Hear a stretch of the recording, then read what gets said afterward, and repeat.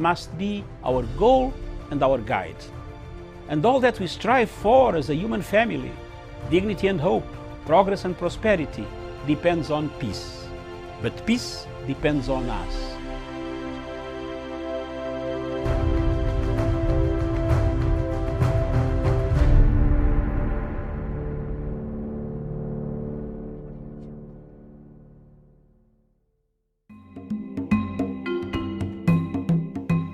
Several African leaders are on their way to Japan for TICAD conference that takes place or is taking place in Japan this week.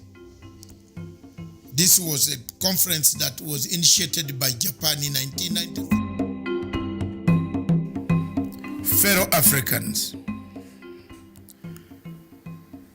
since 1957, when Ghana gained independence,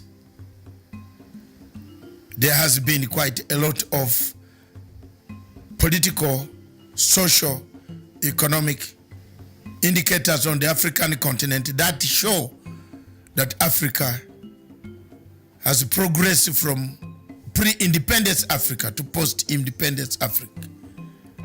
Ghana, your beloved country, is free forever. From now on, there is a new African in the world. That new African is ready to fight his own battle and show that after all, the black man is capable of managing his own affairs. 66 years down the road, Africa finds itself with the first country, Ghana, having gained independence.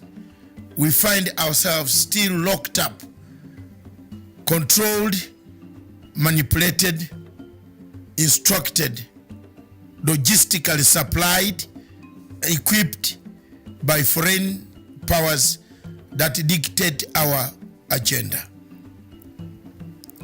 Africa is endowed with plenty of minerals, resources, good weather.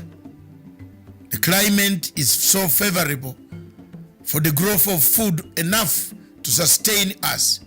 But we find ourselves in countries where hunger is killing people. Hunger is killing people because most of the people have taken to arms to fight wars, conflicts.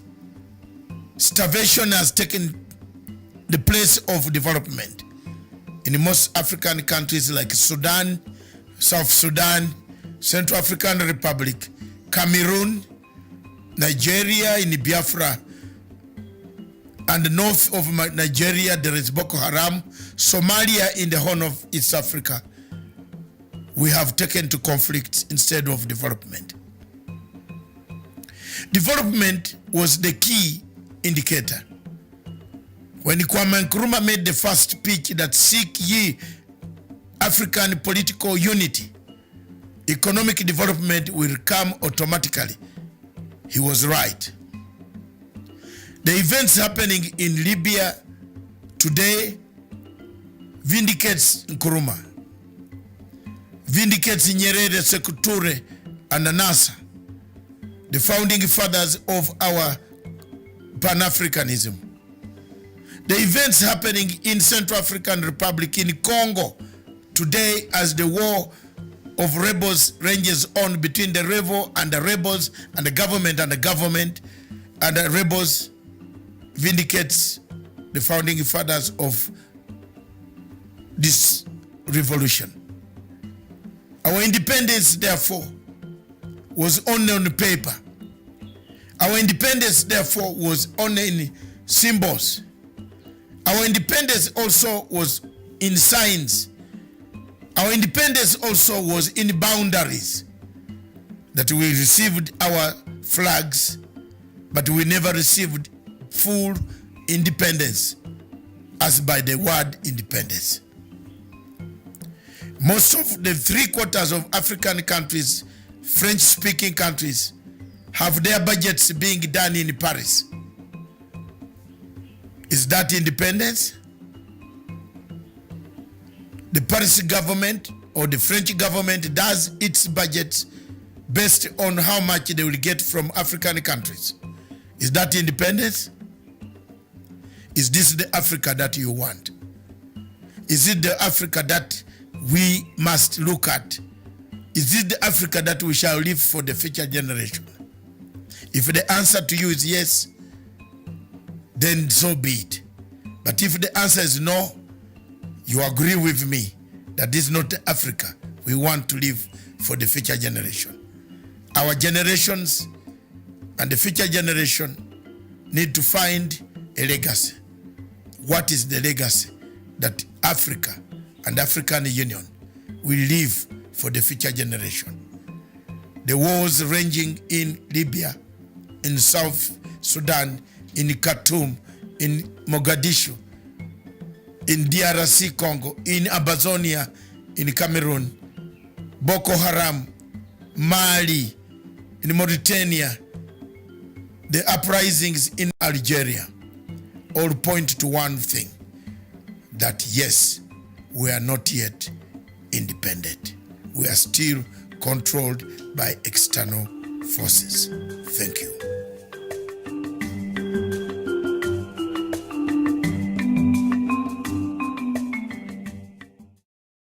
We were way ahead of them in our civilization.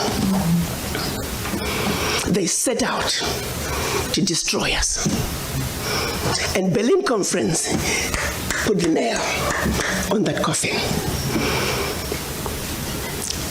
So they gave Djibouti the same sovereignty as the United States.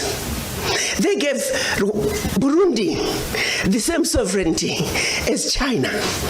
They gave Togo. You see, the EU realizes individual little countries, they can't survive on the world stage. So they come together as the European Union.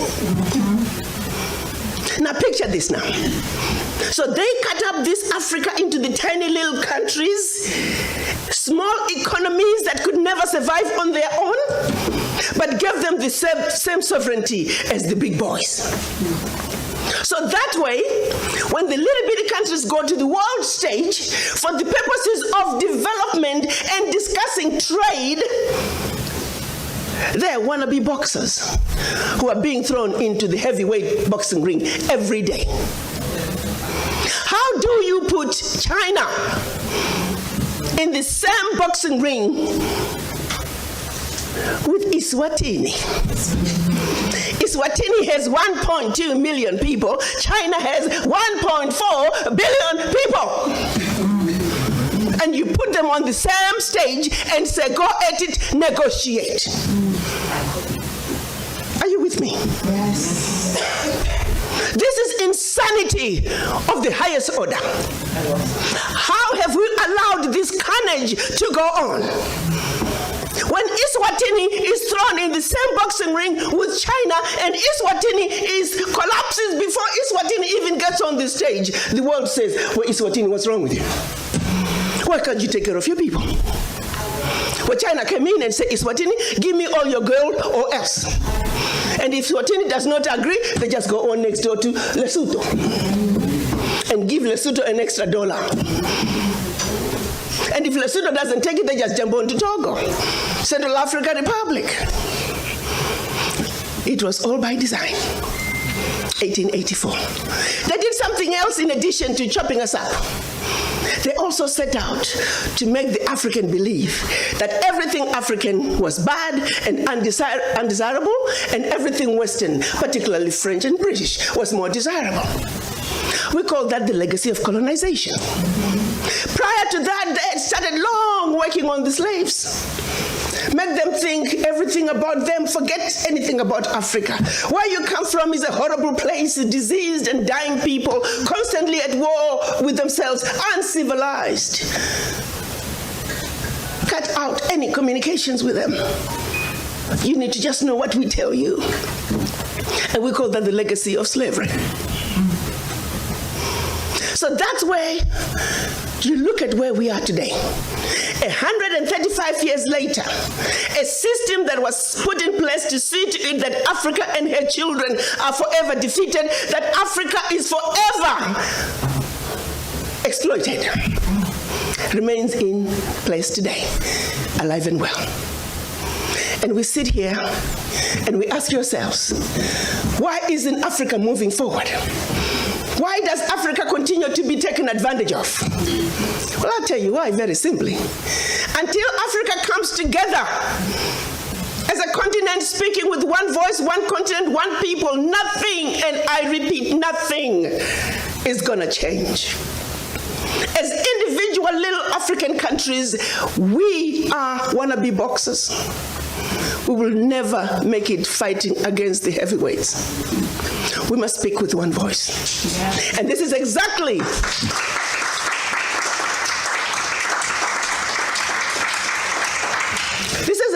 what our Pan-African leaders wanted to see happen in 1963 when they came together in Addis Ababa, Ethiopia. They clearly stated that Africa for the Africans at home and abroad, and that African Union was now. They said Africa must speak with one voice. It is the only way for Africa to take its rightful place on the world stage. Sadly, when they went to Addis Ababa in 1963, they were divided. We had two factions, the Casablanca group and the Monrovia group. The Casablanca group were saying Africa for the Africans at home and abroad, and African Union now. This was Ghana, Guinea, Mali, Egypt, Morocco, Algeria, and Tunisia. Only 7. The other 25 of the 32 who attended were the Monrovia group. They were the nationalists. They said, let's go slow. Let's kind of wait on this Pan-African thing. 55 years later, 56 this year, we're still going slow. As if it wasn't bad enough that we were divided up into the tiny little countries that we are today. The gift that Berlin Conference gave us. One other thing that France did between 1958 and 1961 in the name of giving us our independence as African countries. France forced the Francophone, and I hate that terminology. There is no such thing as Francophone, Anglophone. They made it up. But for the purposes of communication, I will use that. 14 of those countries, they said, in order for you to get your independence from us, you must sign this document. You thought they could have found a better name for the document. The document was called the Pact for the Continuation. I repeat, the Pact for the Continuation of Colonization. We are talking about giving you independence, but sign this pact for the continuation of colonization in a different format. And I'm going to highlight some of those issues that they said you must agree to if you are going to be independent. Hello. Maybe we need to redefine the meaning of independence for the French.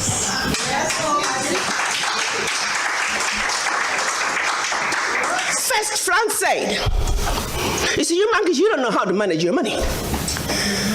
We're going to demand that you deposit 85% of your bank reserves with the French Minister of Finance. Under the French Central Bank, under the control of the French Minister of Finance. France is then going to take your 85% bank deposits from each and every one of you. Deposit those funds in the French stock market under the French name. And you may or may not know the returns. Today, as we speak, the latest figures are saying for every 14 billion that France invests in the stock market from Africa, they are realizing upwards of 300 billion in return. Every year in, year out, because of these deposits from the African countries, France is taking out of Africa over $500 billion. Now figure it out. For every 14 billion, the returns on the investment are over 300 billion, and they are taking over 500 billion. So in actuality, France is taking out of Africa trillions of dollars year in and year out. from us poor people, Africans. Back to the pact. So should you want to access some of your money that you have deposited with France, you have to submit your country's financial returns. And if approved, you get to get it as a loan. You can only access up to 20% of your money year in, year out as a loan at commercial interest rates. Your own money. As if that was not enough. They said all your minerals discovered, yet to be discovered, all your oil discovered, yet to be discovered. France and French companies have the first right of refusal. If there's anything left over that the French companies do not want, your people might have. To this day. They said you will only use the currency that we created for you because you're special Africans. We call it the CFA. There was the Central African CFA and the Western African CFA, same animal. And that France is the only one that can print it for you. 1958. Fast forward. They're still printing it for us. And if you start misbehaving, they just stop printing your money. And your country's in trouble. They also said your language of instruction shall be French, whether you like it or not. That France will have military presence in your country, that your military can only be trained by France, that you can only buy military equipment from France, that you cannot have any military alliance with your neighbor, and that in the event of war, your allegiance is only to France. And furthermore, because they have military presence in your country, they can invade you without notice should they feel that the interests of France in your country are being violated. Teach, sister, teach. Speak on, sister. Fast forward, 2019, nothing has changed. The same people who have the audacity to tell us that we are poor countries, they are taking trillions out of Africa every year. And what is the African doing? Like an obedient, programmed black man, we just give in. We know the facts, but we just do nothing about it. Now, you have to say some of the fears are real, because in France that has sold you inferior equipment to theirs, France that has trained your military to be inferior to their military, they are now in your country. They can invade you. They have the permission to do so. They can destabilize you. And then one might say, why is it that African leaders haven't done anything about this deplorable situation? Well, let me tell you, my brother and sister, they have tried. Documented to this day, 22 coups where leaders were assassinated. France had something to do with it. The first 7, when they decided they were pulling out of the CFA and that they're going to print their own money, they were assassinated. Every time an African leader has tried to do what's best for their country, they were assassinated. Majority of them aided by France. It's a known fact. And then others, they were just mercenaries who felt that when there was a natural resource discovered in one country, they wanted to create a coup. So while the country is thrown into a civil war, they're siphoning the natural resource. We know of one particular story that had we not known about it, it would have been, oh, there we go again, the Africans. In about 25 years ago, a group of young, rich white kids were having fun in Cape Town. They found out that there was oil in Equatorial Guinea that had just been discovered, and they wanted it. So they set out a plan to have a coup in Equatorial Guinea. So while the Guineans are busy fighting a civil war, they will be siphoning the oil. But they made one mistake. There were 2 planes. One was to leave South Africa, stop in Zimbabwe, pick up more ammunition on their way to hunt in Equatorial Guinea. Another plane was taking off in the Caribbean that had this puppet diaspora who was supposed to be the next president. Mugabe wondered why such young people needed such powerful ammunition to go hunt in Equatorial Guinea. In doing his research further, he found out that this was a coup in the making. He allowed them to land in Zimbabwe. They loaded their plane, and just before takeoff, they were all arrested. The ringleader of that group was none other than the son of the former Prime Minister of the United Kingdom, Margaret Thatcher. She had to fly to Zimbabwe and paid handsomely to get her son out. The last one of those prisoners left Zimbabwe about 6-7 years ago. Had these young people succeeded, it would have been another coup. There you go, the Africans again. Such, my brothers and sisters, is the story of your Africa. They don't do coups anymore. They simply create instability. So when you hear of an instability in an African country, ask yourself, what is really going on? Because what they are telling you is really going on is just a shiny object. The real issue is over here. And you need to stop before you start being used as an instrument of your own self-destruction.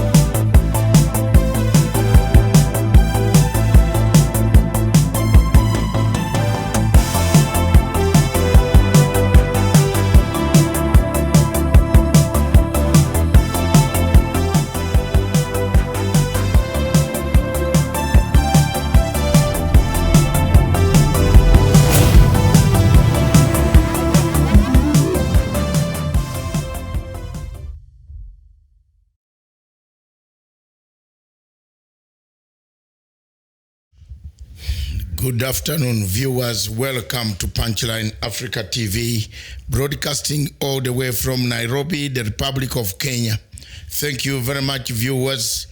This is Showdown Africa, or Africa Showdown program, where we look at topical issues that concern Africa, that ail Africa. How do we resolve some of the problems that are hitting at Africa, dismembering Africa, disorganizing Africa in terms of development, in terms of infrastructure, in terms of economy, in terms of politics, in terms of social structures. As you are aware, most of the African continent is now embroidered in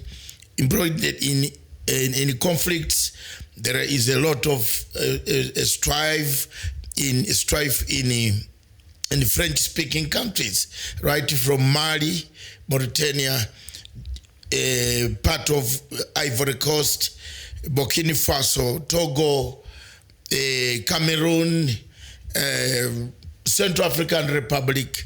We have Somalia, which is both British and Italian territory, still in conflict. We have Boko Haram killing people in north of Nigeria. And we have also many other states that are under conflict. We've been in the studio this afternoon to dissect some of these reasons and this topic of politics about Africa. We shall take cases: Nigeria, Kenya, Malawi, South Africa, Mozambique, Botswana, and lastly, of course, we begin with our beloved country, Kenya. In Kenya, first of all, we shall look at the news headlines. Then we go to what are the trending political topics. But all these topics touch the same thing: elections. Elections. Is Africa ready for elections? Everybody is posing a question. Everybody you find on the plane, when you tell him I'm from Africa, he says, oh, the other place had there was an election, the people are demonstrating on the streets. Is Africa ready for elections? Are we ready for elections? Do we subscribe to the electoral mandate and guidelines of elections as they are carried in the West? Did we rush too much to get into something we don't know? Because it looks like in Africa there is no culture of tolerance. People are not tolerant. So are we tolerant? Do we, just a mere smell of election, 2022, Ruto is everywhere flying. Raila is in Kibra. Musalia is in Kibra. You know, Wetangula is in Kibra. In Kenya, this is it. He's flying everywhere under the disguise of trying to do development. Then the development is not impacting to the people. Do we really, what is an election in Africa? Is it something that takes us to hell? This is a topic that you don't need Kenya, you don't need Uganda. Look at Uganda itself. Look at Uganda. Election is 2021. Museveni is giving serious orders. Shoot to kill. He says, don't play with the revolution. Anybody wanting to bring problems, it's because of elections. Some other years we are quiet. But believe me or not, when the date arrives, like 2021 in Uganda, already people are on the wolf path. A musician by name Bob Wine is on the war path, running battles with the police. Besigye is on the running battles with the police, trying to jump over the fence to go. Is this because of an election? Jamen, time has come for us to talk about what is it that we need in Africa, than what is it that what has caused us the problem. Maybe, and I say maybe, we took over something that was beyond our means. Therefore, time has come for us to sit and think the Uhuru Raila way of saying, our country has been bleeding. Since 1992, elections have caused us a bleeding bath. Our country has been bleeding. Time has come to change this.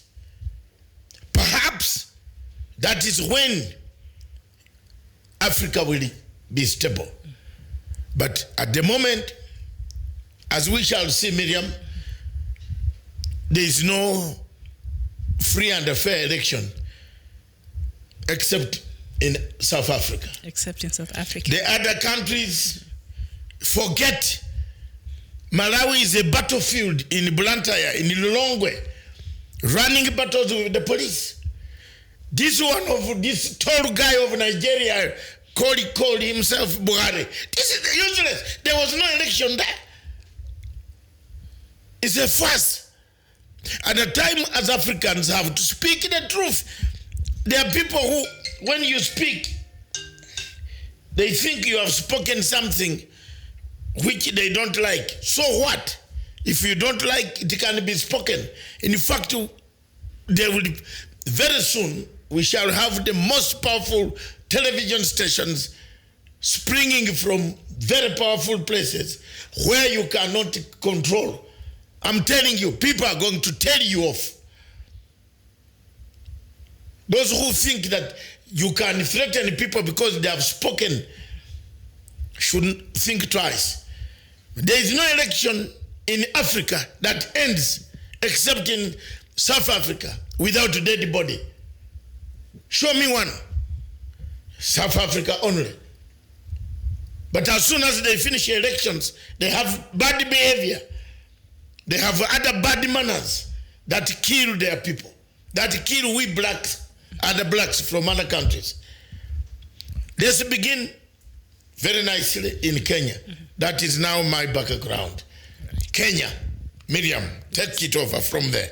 And right now you can see the by-election in Kibra. You'll think the whole country is having a general election, but no, it's just one constituency that is going to have its elections, a by-election after the death of its member of parliament.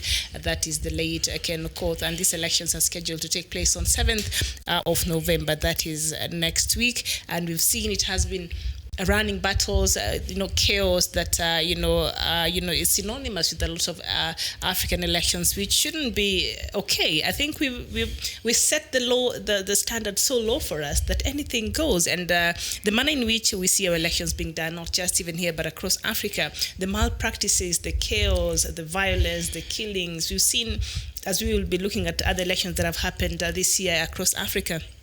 It's very interesting and very sad at the same time. I think we've set our bar so low that we're not expecting much from our electoral processes. I don't know, because people have lost faith in the manner, because of the manner in which these elections have been being held across board, but that could be the reason why. But in Kenya now, as we look at we were just from another election that was highly contested, that almost resulted into something else in this country in 2017. Since then, even after the High Court ruling that President Uhuru Kenyatta is the president and he came in and started to serve his second term, we thought as Kenyans that we will get a break from politics. But since then, it has been politics after politics after politics, and the political class in this country, Doctor, has refused to give us a break away from politics, and so that they allow the elected leaders who are them to go out there and serve us. So we are tired of being in a political cycle all the time. I think elections were done in 2017. Can we just have a break from this? They cannot give you any break, because they don't know what an election is. An election is to elect your leaders. The winner takes it. The loser congratulates the winner. They work together for the harmony of a country. Opposition takes the center stage to counter what the government does. Tell me, in Africa, where is this opposition? South Africa. But South Africa is even crumbling. This is crumbling because some forces we shall see. It is only in South Africa formula. And I want to be very candid. You know, people have been trying to call me. About 500 people over this weekend called me and called my phone, called me on WhatsApp and asked me, what do you think is the most important thing BBI will bring? I told them, there is one thing that David Matanga has been singing, a redemption strategy. But this redemption strategy, if it doesn't change the way Kenya elects its representatives, I am home and dry and I'm gone. They must talk about election. If you don't talk about election in the BBI, then you have wasted your time. Then you have wasted taxpayers' money. I'm honest. Because every time here in Kenya, people die because of hearing of elections. It is 2022. Oh, helicopters are like matatus in the sky. Oh, here, people dance. Even people do things that they usually don't do. They're doing them now, Doctor. Are you talking about 2020? Haven't you seen the deputy president doing things that he doesn't do? Goes on a motorbike, even without a helmet. So what are you teaching the people? Are you trying to say he broke the rules? Yes. The traffic what are you teaching the people on a motorbike without a helmet? You must wear a helmet even if you are doing rally. If about it injures you, they will say they have killed you. I'm a security officer since 1978. Go and you can't remove it from me. What will you do? What haven't I seen? You go in, you are on a motorbike. Obote could not move on a motorbike. I used to be in Obote's squad. You can't just walk like that. When we go back to the dressing room, back in the State House, we also tell you. Because we are the people guarding you. That's a security. We are the people guarding you. I was in the presidential guard escort unit. When we go back, say complaints out to our aide camp, we tell him, no, the president should not, you should give us signal on radio call that you are going to leave the motorcade and go somewhere else. It's not a lie that I was maybe sweeping streets in Kampala. Rubbish. Some of these guys think I was sweeping, they go on running on me everywhere here. They think I was sweeping streets. I wasn't. I've been there. So you can't live and wear no helmet and ride on a motorbike and it kills you. Then the whole nation will be inflamed in chaos. Elections, you need, let's not even divert from, because of elections, some people are doing things that they have never done. Some people even dance the way they have never danced. You have seen everywhere. And these things are not done on a national unity basis. My worry is that Kenya is getting more isolated. Some camps, if you look at the women of Tanga Tanga, called Inua Mama, what they talk does not ring a bell in another faction. I haven't seen their rallies lately. Are they still having? Yes. The yes. Mm-hmm. Of course, still pouring money here and there, the money that they bought goods. No, there is one thing that I don't want to miss this point. Kenyans are asking, people, we have a problem in Africa. We are reactive. We are never proactive. Sorry, we are silly people. Let's talk about ourselves. We are silly. Recently, the bank governor removed bad money from human beings. From here, bad money was removed. Now today, another man called David Indi, a stupid economist who read economics from a good university in the United Kingdom. If he had read his economics from America, like Makao Mutua, I would underrate him. But this is from Oxford, where you don't cheat exams. David Indi is saying we are in trouble.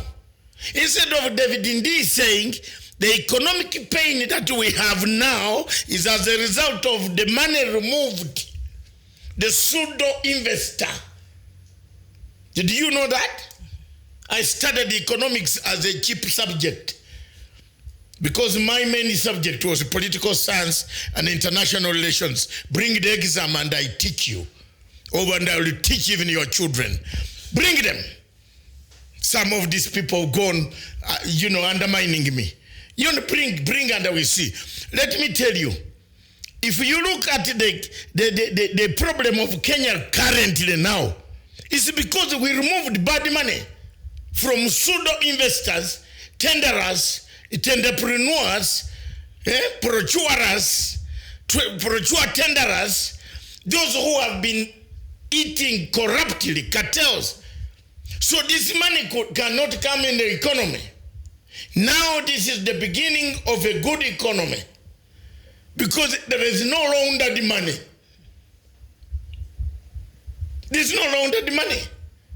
Remember the governor said 3 trillion, whatever it is not here.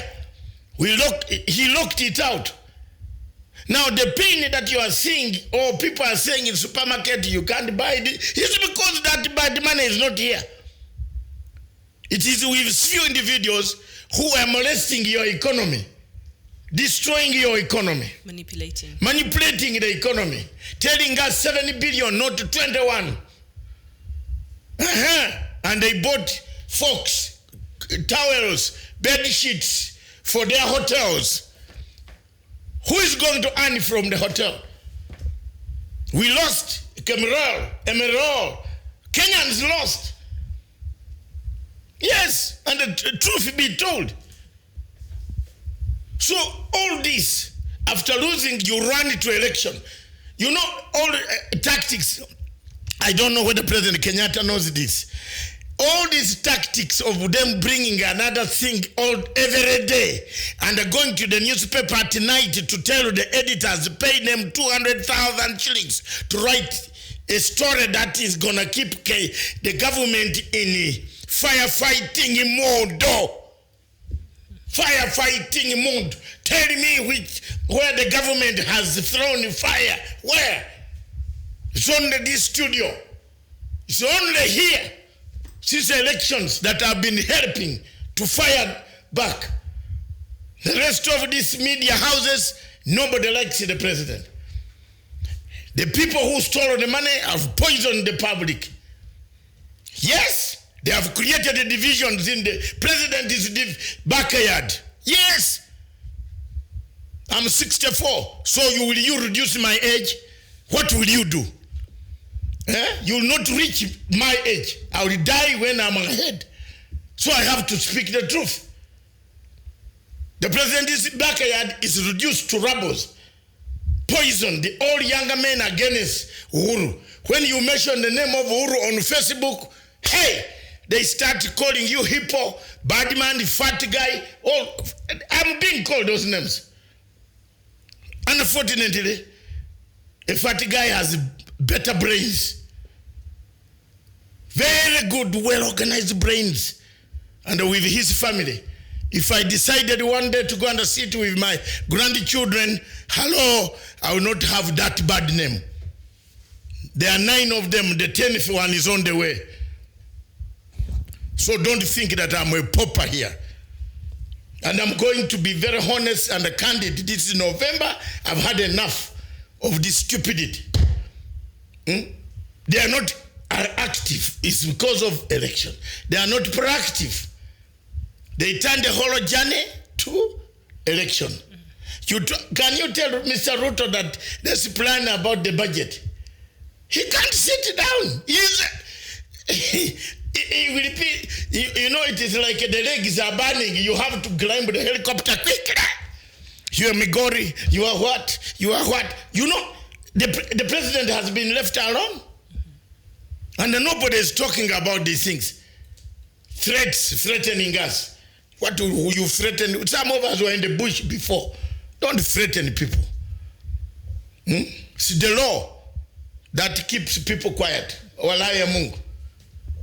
Some of us have commanded over 100,000 men. Chunge sana. Over 100,000 men. You see? This conniving of Museveni, this, that. We know. And we are aware. We are human beings. But it's very, you know, we are talking things that take us towards ICC. We have forgotten that this type of language is the one that took people to ICC. Look at what Senator Cheriot was saying. Is that a language that a man, now they are plotting to throw out the president?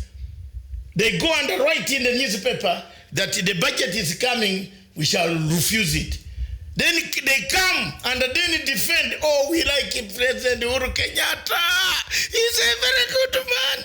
But they have about 10 people surrounding him who are very bad. But him is very good. We like you. That's what they are doing. Your Excellency, Julius Caesar and the wife of Julius Caesar cried and said, my husband, people who are crying, oh, forget them. There is a plot by some of the members of your Senate, led by Cassius. But when you see people telling you something, even a beggar like a Matsanga might have a point and might have better intelligence of what is happening. Take note. For 7 weeks or so, comets have been up there for 7 good. You remember the beggar who stopped to tell Julius Caesar that Chunga, the security did not want the beggar to speak. But the beggar said the comets don't come when a beggar has died. They only come or they stay there when a very important person is about to die. I leave it there. This is because of elections. We are now doing the exact thing. Deputy President is insulting Raila Odinga. You saw he said his bedroom. You know, these words are not the Raila Odinga's people are also going now. Today they are there. They are also hammering back. You know, this is something. This is only by election. And it is causing much havoc than an election. So you as a Kenyan tell me that Matsanga shouts, is a bad man, when I'm warning you that 2022 could be worse. The biggest problem here is people don't take data. But international agencies that come to arrest you take data. Am I wrong? The ICC takes data. When it comes, it says, you remember on this day, in Maragat, this is what you said. What did you mean? You said, I was saying in my language. We were there. We were there. I was there every day listening to this type of stupidity. And today again, if we don't talk about it, some of us are already hated by the same people.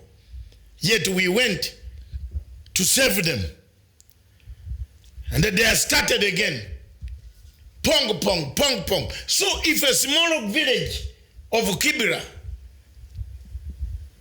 of about 160,000 voters, is making people fly the heaviest armor of helicopters, landing in it, going out.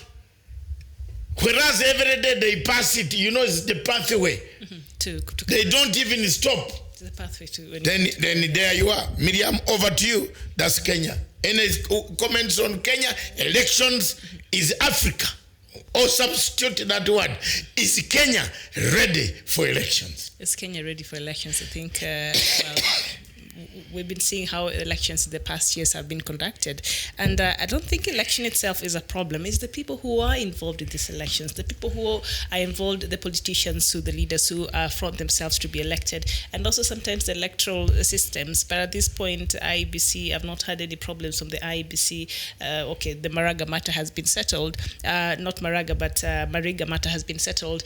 But now, the people the players that are involved, which are the politicians, I think these are the people that cause that make elections in Africa be very, very chaotic and unbearable. And for me, sometimes you go in the evening, you want to watch the news and you see campaigns today in Kibra, you just want to skip to the next channel because whatever you're going to get there is not something that, as a Kenyan, you're tired. I am tired of seeing leaders, grown people going at each other and being very disrespectful in public. I don't know what example they think they're even setting up for the younger generations coming up. A very bad generation. And I will take a note of a man called Edwin Muchuki. I think we are here to interact. Thank you very much, Edwin, for calling me a pharaoh. This pharaoh. My names are Dr. David Nyekorach Matsanga. I don't know what your father's name is, but mine is that. Dr. David Nyekorach Matsanga. I'm not a pharaoh. I'm a human being. I'm a Ugandan, and I've said elections in Uganda also cause chaos.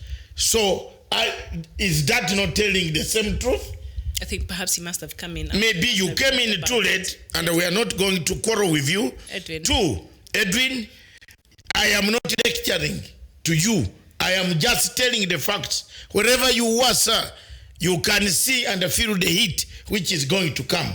So if you think a Mzungu should talk about Kenya and Matsanga, a black man from the mountains of Mount Elgon, where your people run to when they are being beaten in the Rift Valley, you are stupid.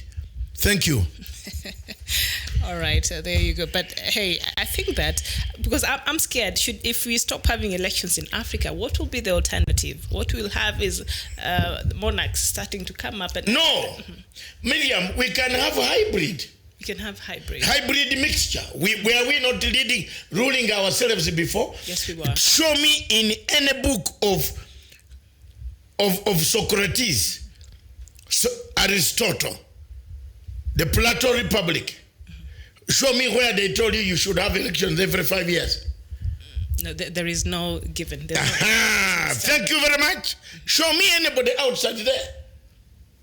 Show me that it is said you should have elections every 5 years. This 5 years was brought to a contract, a country that has a contract. Britain has a social contract. You in Africa, you don't have a social contract. You don't have a social worker who knows which disease is in the village. We have social workers in the ministry on the list. They only come to pay salary, pick salary at the end of the month. But we don't have a social structure where you can hold elections every 5 years. Show me the people that Maraga's court released to go on bail. Where is that person, the person who deals with bail, probation officers? Where are they? Who go to the police station to check whether these people are abiding to bail conditions? Itumbi was told not to touch anything on Twitter. He's on Twitter. Show me who is the probation officer who's supposed to correct.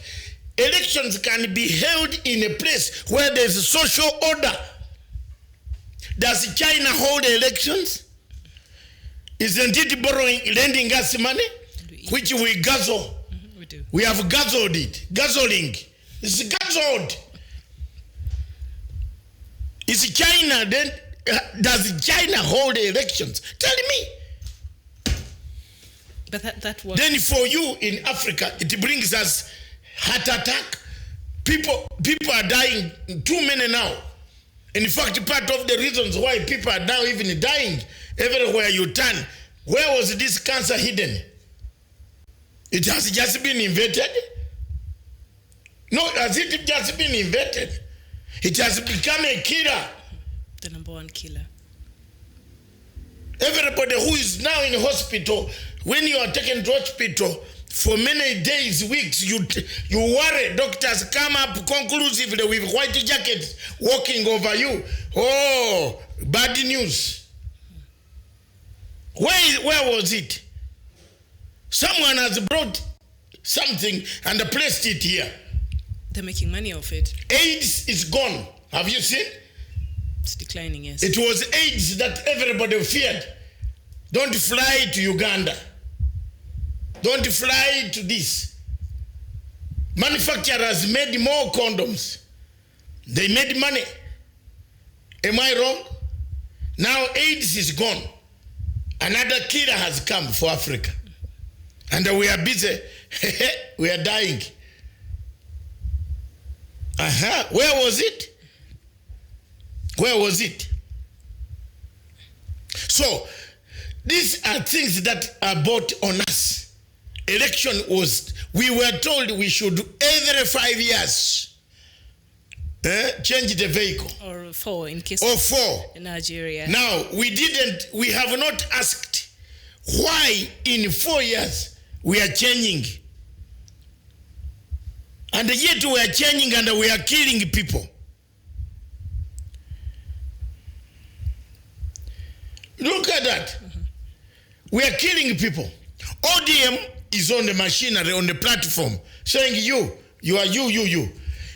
Jubilee is on the other side, you. Where Tangola comes in, he said you. So, if this is just a small by-election. Ukwa Isaac, I want to take your view very seriously. Aaron Chariot said it. ODM also are saying it.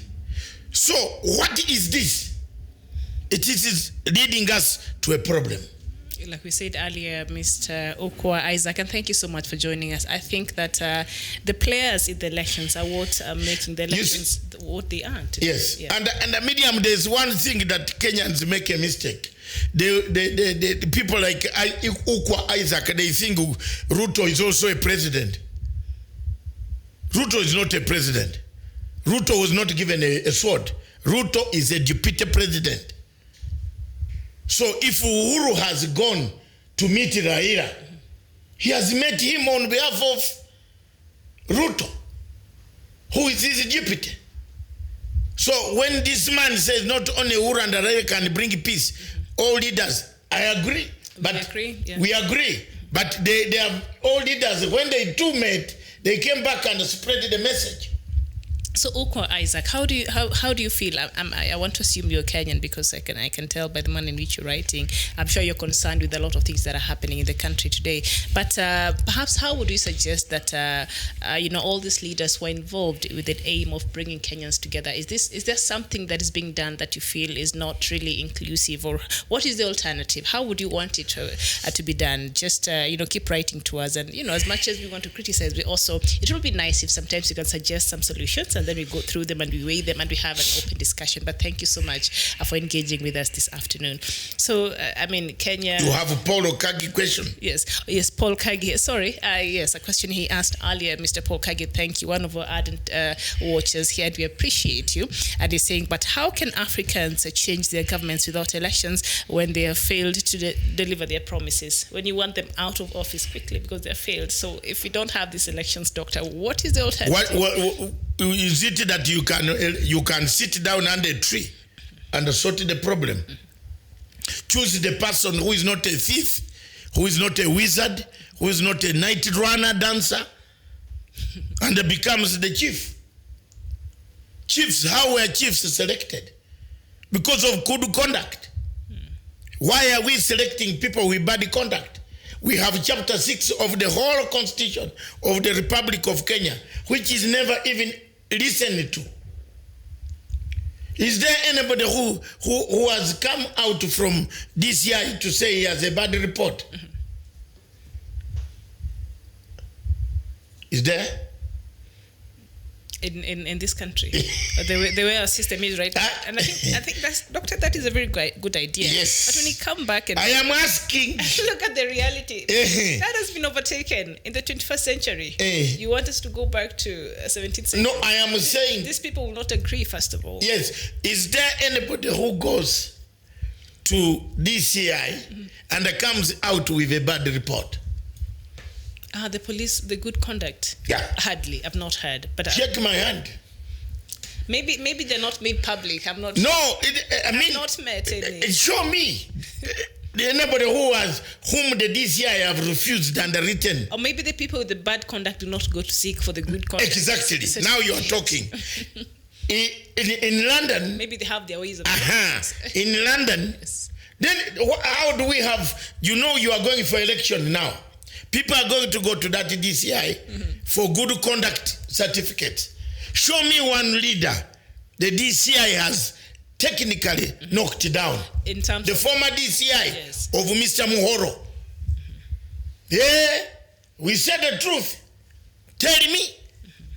So we produce, we sow what we reap. Yes. We reap what we have sown. Because a lot of these people, Doctor, you're very right about it. All of these public pronouncements they make and the incitements and the hate speech they spread, those should be some of the things that would warrant them to be even denied the good conduct. Anybody in Nigeria, how does it? For example, anybody in Nigeria can tell the truth that the Chief Justice of Nigeria, whose papers were eaten by termite, he went to national television and international television to say his certificates of education were eaten by termites. And the other one who was fully had everything. The one who had all the certificates from Ibadan University was removed. And where read in the United Kingdom was removed. Yes, indeed. The tall man called Buhari removed him, brought his flying guy, and placed him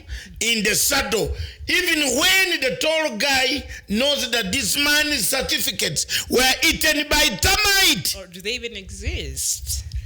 Say that I'm saying something wrong. If you say I'm saying something wrong, let lightning strike you wherever you are.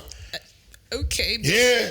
Bismarck Bura is saying our problems is that we don't respect rules we set. If electoral rules were properly complied with, nothing chaotic could happen. Election is good for weeding out inefficient performance in governance. So it's the disrespect of electoral rules or general, just the constitution, period.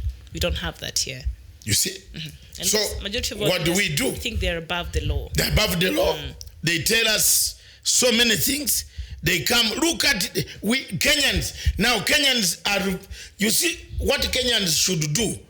If you see a man who is coming to bring hatred, don't attend his rally. Let him address the podium. And what about the money? No, if that Kenyans are used to out there. eat the money and don't go.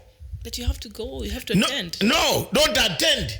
And I think you're the one. One of these things, one of these days, Kenyans should mobilize themselves not to attend a man whom they know is going to insult so and so.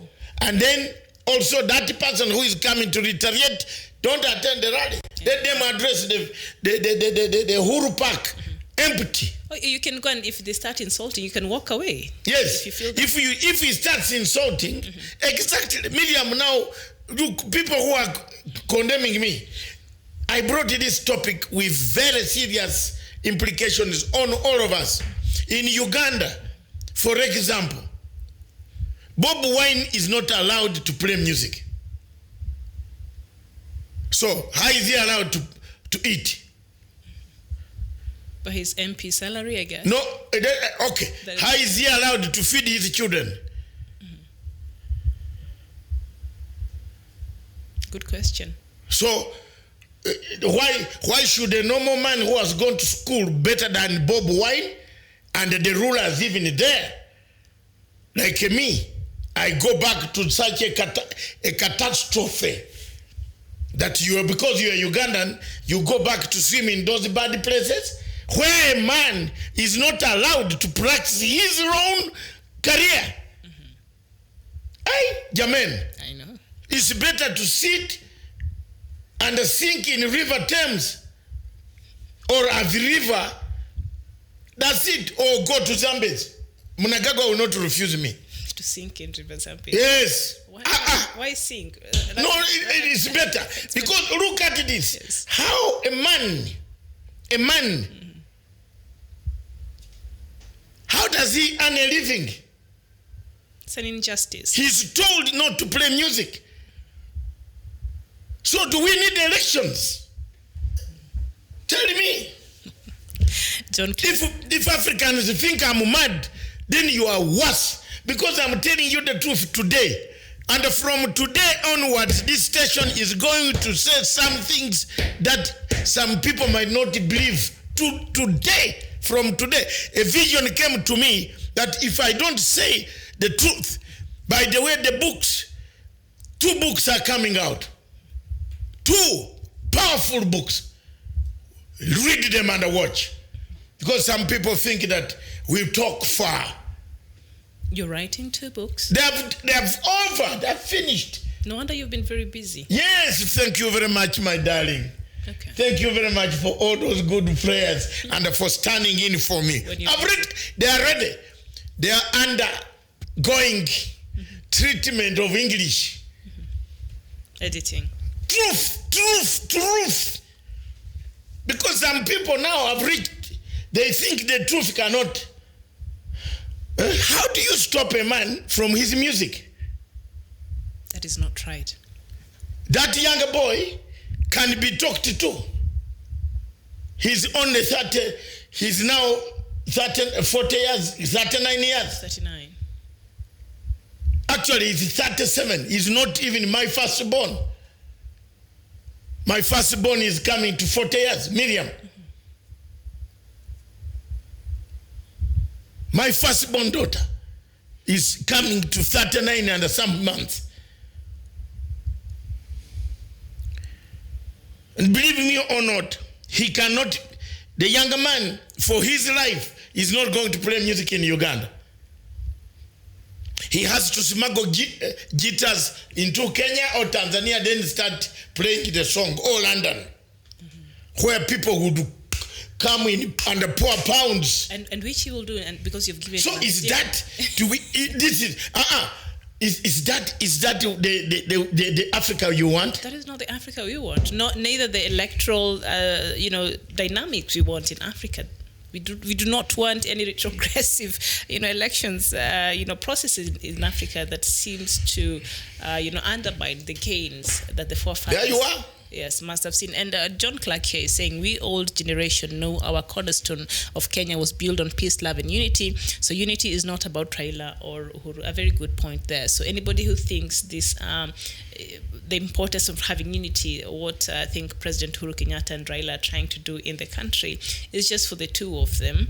It's getting it all wrong. I think it's for the sake of and anyone who thinks they could add into having a more united Kenya. I think any reasonable person and any reasonable leader in this country would have already joined that and try to see what other solutions can we have? What can I do to contribute to this very noble cause? Because remember when President Moi was in place, because I grew up majority of the time when he was the president, that used to be the rallying call: peace, love, and unity. And you would know that it was instilled in us. So it needs to come back, even to be taught more in our schools and to be made more aware. So I think anybody who is trying to unite Kenyans, we should all rally behind these people, as long as, the intentions are genuine. And you can see that maybe they don't have it 100% as you would have wanted it, but for those who are criticizing, you should have gone there and, make your contributions in how to better the whole process, even if others have felt they were left out and all that. They should have joined in and bettered the process.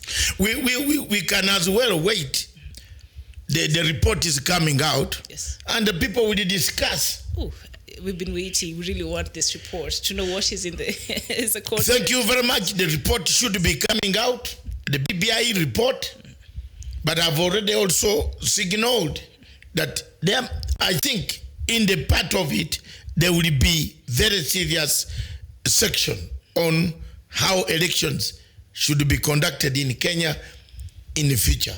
Doctor, we have said that here, and I hope they capture that. If they don't capture that would have then we would have not solved the problem. The unity will not come. People, as soon as the election date is announced and known, people started moving. Yes. People started paying people to go and howl stones, to kill people, to beat up people, displace people from their homes. The sense of fear comes into people in the Rift Valley. People thinking that if you don't vote candidate X from the Rift Valley, you will have to be displaced out of your home. No, these are the things that the Kenyans themselves must sit down and talk about. There's nobody else going to talk for you. And one Kenyan here, Ukwa Isaac, is saying, I'm for peace, but do you think peace will come in a country like Kenya where every man has held their community hostage? This is a very good point here. I think, Ukwa Isaac, you are right. He's hit your point on the head, yes. Your point on. If you don't do this for my community, then you will see this. Because look at the type of discussion that is taking place, Miriam, that there are people in the Rift Valley. I saw the rally yesterday in Nakuru. Susan Kihika, the deputy president, Kimani Gunjiri, the MP for Bahati, and so on. The talk there borders on very serious criminality. I had to switch off the TV. Because when you are in the same country, then you say, for us here, we want you, sir, because we have been living together and we are begging you not to send us away. What is hostage? She has a point. He has a point here. It's hostage taking. Yes.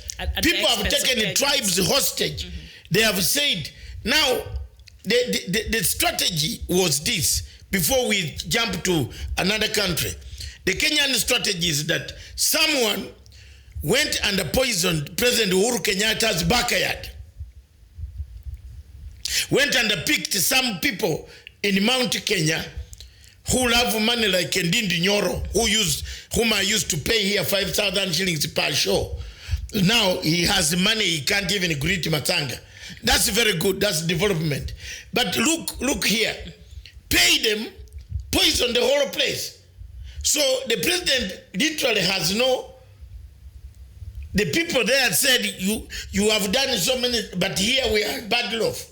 As if those people are not bad off. The farmers in Rift Valley, some of them have maize for last year. And the leaders are the ones who and I guess the minister who wants to be a kingpin, called Kiyunjuri, is busy also with English. I don't know where he got it. He's telling, I don't know what he talks about. It can't even pronounce the word constitution. So he's busy lecturing to people that he is going to, we need, what is wrong with people? But on the matter, and this is under President Uhuru Kenyatta, he's watching. I told you the cabinet of this country, there is one bad thing in political science. And if the president does not check that, it could cost him quite a lot of problem. Don't ever do perestroika. Don't do reform. Do an overhaul. Wake up in the morning, said, thank you very much. You have been my friend. We have worked so well. I have left you with 2 years. Let me do BBI, Agenda 4 alone. I will be helped by people here and there. The Kenyans will be very happy. Kenyans will be very happy. Even if the president wants free, there is somebody who can act freely as a CS without pay. There are very many here. For example, me, if you give me bed and breakfast, I can conduct the affairs of a CS and even write good policy papers to the president for free. Yes. You need to replace the foreign minister over there. For free. Yes. Didn't I go for bed and breakfast on Somali thing? Bed and breakfast. Bed and breakfast. I conquered the ICJ. It is in turmoil. It is in turmoil. You wait. The results coming very soon. Turmoil. They had to postpone this thing even further so that to allow this judge not to be dishonored, to exit. So that the judge can go in March 20th. Hallelujah. Yes, the giant arrived there and opened the eyes. But wasn't the Attorney General of the Republic of Kenya aware that there is a judge who is a presiding judge who is a Somali national whose father is...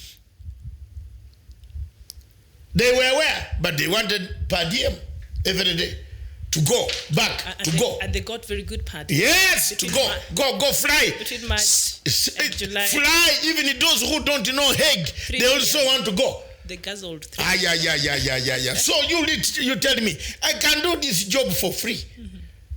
I'm not money hungry. And anybody who will label me money hungry, I swear that person will not be a friend of mine. Never.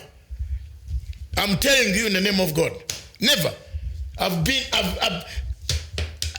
have suffered. I've done a lot of things for free.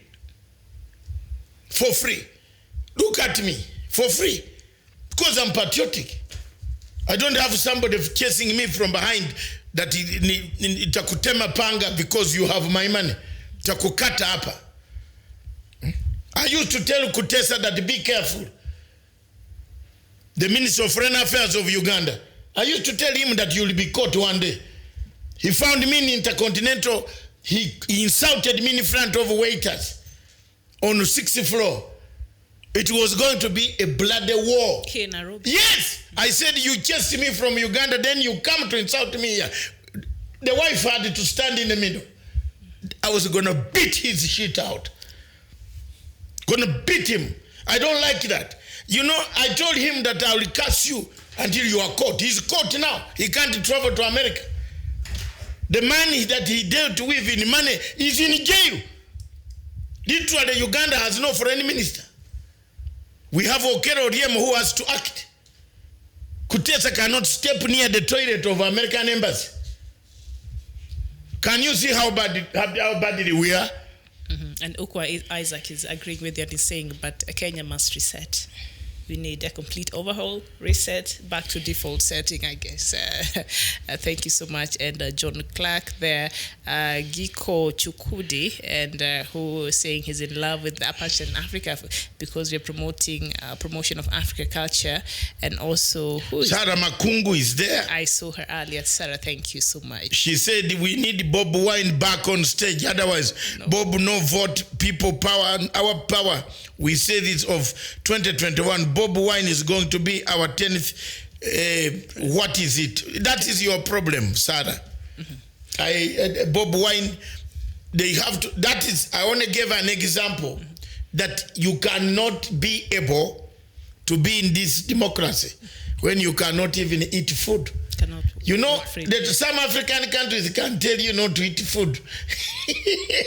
That until the president tells you to eat food is when you eat. Because they're literally taking the food out of his mouth. Yes. That is how he. If this guy, whatever means it is, whatever means, if he's singing songs that are against the government, let's have tolerance. They sing here every day. Yeah, in Kenya here they are singing. Every day they'll praise. You have seen the way in Kenya here they sing against Kenyatta. But President Kenyatta has not gone to close any station.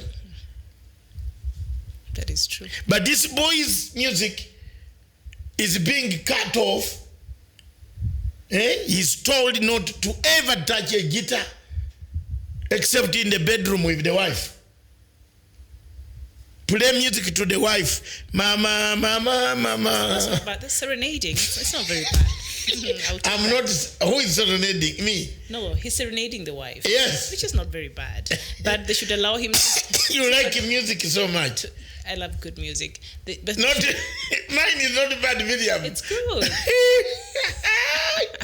Wagwan. Thank you very much, viewers. Let's come to Nigeria. Yes, indeed. Nigeria. About 84 million, not about 84 million voters. That could have voted. Could have voted. For the elections that happened. Only 28 voted. So where did the 54 go? 82 million, sorry.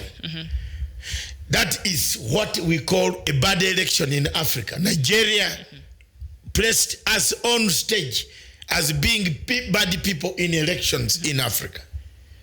82 million people, 28 million voted, 54 disappeared.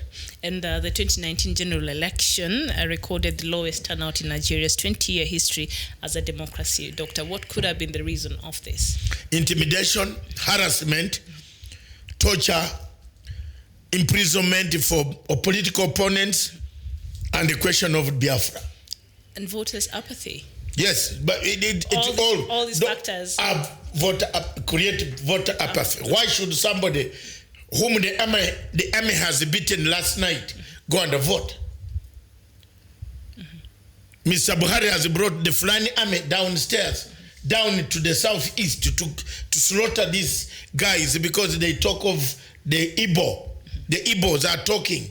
Even Obasanjo came out to say there is something wrong going on in Nigeria, which has never happened. So there we are. The people cannot vote. Nigeria,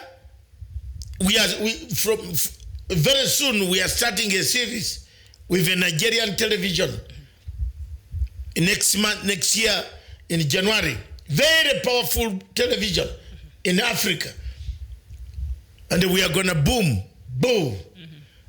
I think we shall mulika hii watu, too many of them. And it is very well organized. It's being done very well that Africa will hear our voices. Indeed. Bismarck Bura there is trying to encourage you to take up a guitar. Okay. But also what was interesting in the elections of Nigeria that happened in February, and I think we've talked about this, the fracas and the chaos that even led to the elections. I think it's just too much. We'll not get into the details right now. But also what happened, and one of the key points that the opposition leader, Atiku Abubakar, brought in, remember he went to challenge the results of the presidential elections, and he questioned why the parts of North ravaged by the Islamist militia group Boko Haram had very high voter turnouts, but Borno, Yobe states in the northeast are strongholds of the opposition, and their support has not wavered even though security concerns have displaced. So the people in the north, the insecurity there displaced 2 million people. But there was violence in parts of south of the country, including the River State, and as a consequence, voting did not take place. So other parts of Nigeria, there was a bit of some violence, and then the government cancelled the voting in such areas. But areas that had very high insecurity, with Boko Haram really becoming a security matter, but because it was considered president's stronghold, voting there took place anyway. And there are 2 million people who had been displaced from their homes and their villages, but they were recorded to have voted there and yet they did not vote there physically because they had been displaced. So these are just some of the challenges and the issues that were brought up during the election there in February there in Nigeria. And of course, national turnout has seen a steady decline since 2003, and the general decline, especially in the south, could indicate a decreasing faith in the political establishment and what it can deliver for the people. And of course, voter apathy appears to have set in other parts of Nigeria, except where President Buhari has a stronghold, his backyard. Thank you very much, Miriam. A very good friend of mine has sent a text here. He has been watching me, and apparently he comes from Tanga group of His Excellency the Deputy President, and he says, Honorable Simon Mbugwa of East African Assembly says, Ambassador Kai Makata, is it correct, Makata? Oh, yeah, yes. That is for UK? Yeah, US. US Ambassador said, Kenya is run by cartels and is riddled with corruption. American government will not fund any project as long as they are in office. Do you agree? Is that why they stopped their funding on that? Yeah, I think there's more to just last evening we fired each other with the ambassador on Twitter. Yeah. What did you say? Oh my God! I was busy cooking. I didn't. No, it is on Twitter. The thread. I agreed with him on the number of things. Corruption aspect. And in my page today, this morning, I've written and I've said, as much as people are looking at 2022, some people's dreams might be shattered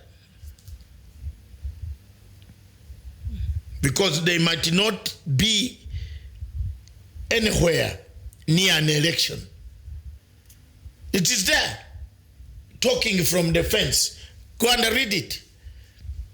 I put facts, especially on the economy, where people are blaming Uhuru Kenyatta.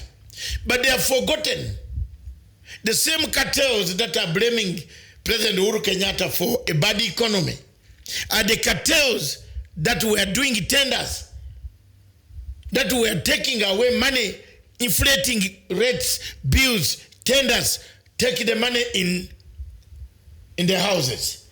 Now, when the law of removing money and changing it to a new note arrived, these cartels were not able to change the 3 trillion shillings, which is somewhere in the clouds. You know, these days, there's if you have an iPhone, it can hang your things in the clouds. No, that one they could not take to the cloud. No, I'm just giving it literally. Yeah, literally. You sympathize with me at times. Yes. Literally, it is in the clouds. 3 trillion. So why do you blame President Uhuru Kenyatta, who has cleaned the economy? Whatever the Kenyans have now, which Mr. who is the current minister? Kutan, what is his name? Yes, Kutan. The minister of finance, my friend from those areas of northeastern. He has said, let's cut and let's be realistic, because the thief who was there, the thief called Henry Rotich, a thief, a very big thief, was lying to everybody. I am telling you, this was a thief. You could see they sat in a hotel room and divided this money of Erero, Kemero, not even minding about the CCTV of intelligence system of Italy. Yatani, the minister say is very honest. Let's talk about that tomorrow. The honest man who has told us that we have to do it now.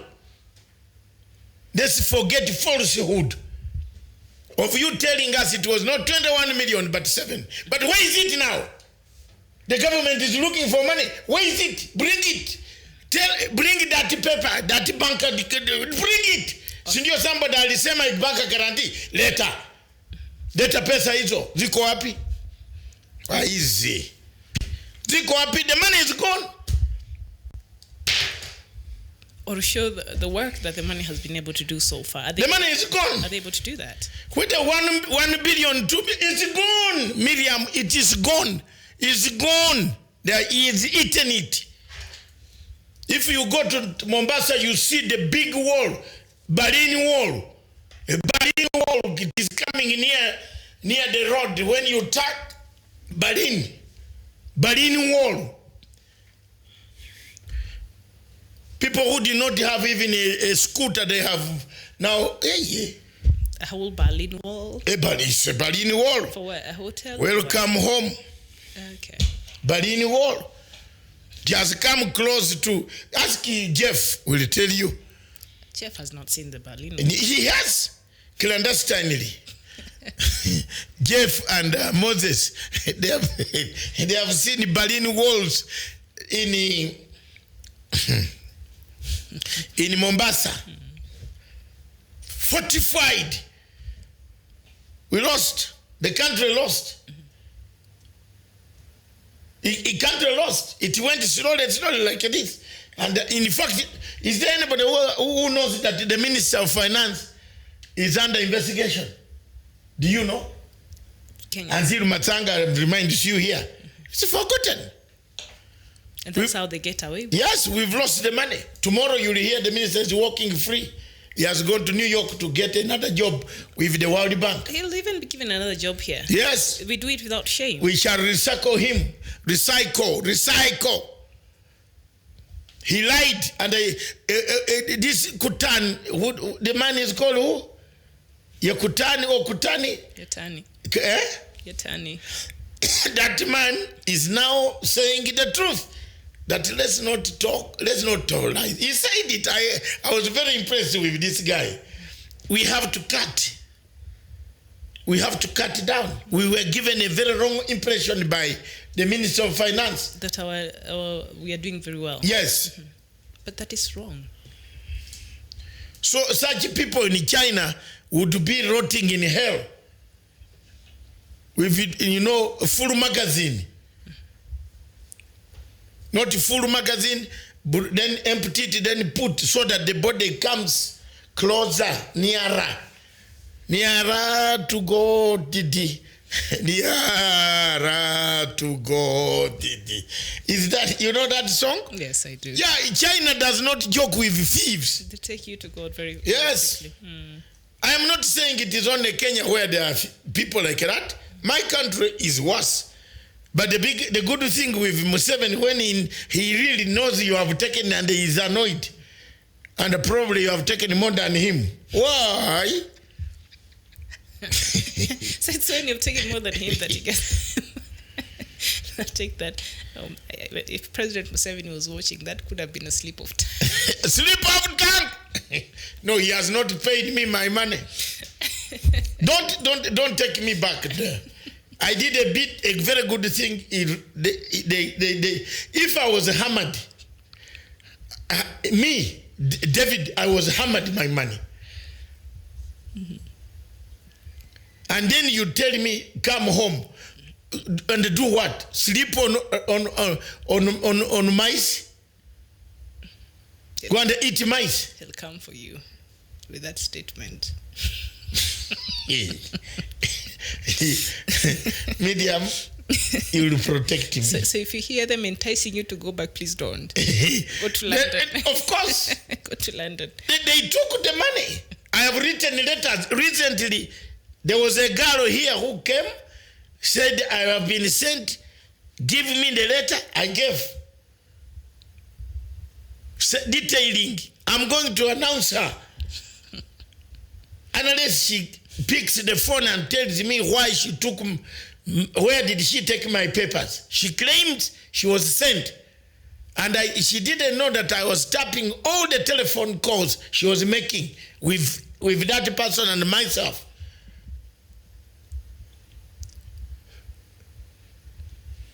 Said, my money, 342,000 United States dollars for the peace allowances for the peace process which is holding in northern Uganda. Ruakana Rugunda knows it.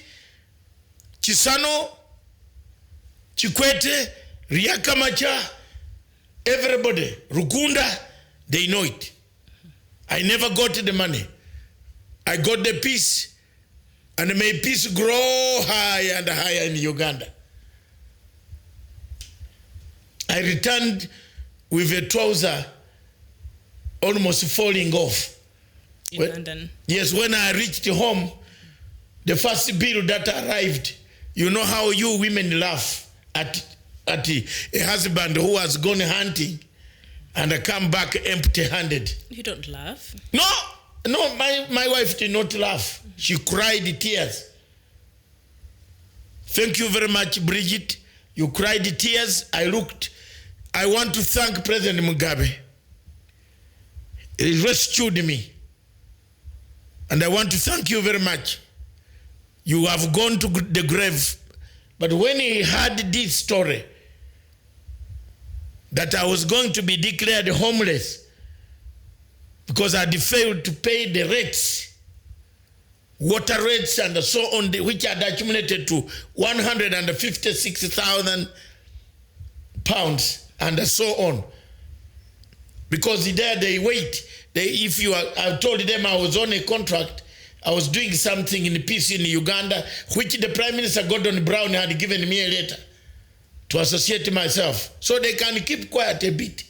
Not corruption, but they keep quiet.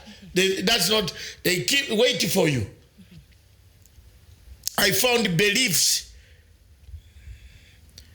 Max Rutsito is my friend, they know. Dr. Mugabe, the late Mugabe ordered for me to be paid that money. That boy should not suffer. That is the man.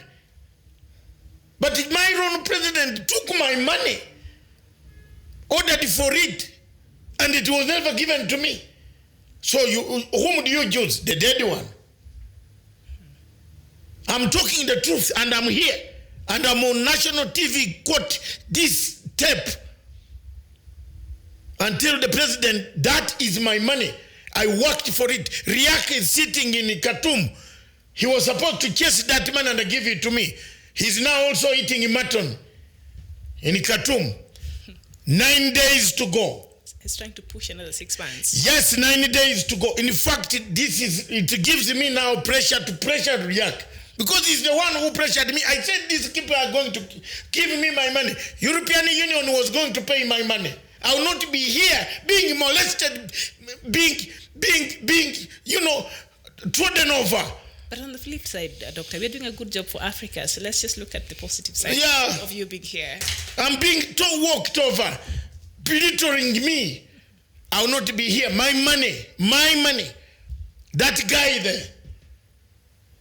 But despite that, I have never, and I will never tell anybody to do sanctions or violence. Again, never. The boys whom I returned are in Uganda. You think they are not trained? They are well trained. Over 100,000. Keep peace. I took the sacrifice of losing. If Konyi had to kill me, it was one bullet. But look at me. I'm a happy man. I got the peace that is holding in my country. I got the peace. And it is holding. Northern Uganda Luo people can sleep. Even if there is no food, they can sleep hungry. But they will not have a war. Thank you, God. You gave me the courage. My money was not paid. Okay? But if it was a Munyankole, it would have been paid. Let me today also say it is Sunday. But I have no grudge. I only need that money. It belongs to me. I worked for it. Imagine Konyi had killed me. My children will be walking, being prostitutes. Thanks God I taught them good manners. None of them is a prostitute. It pains me.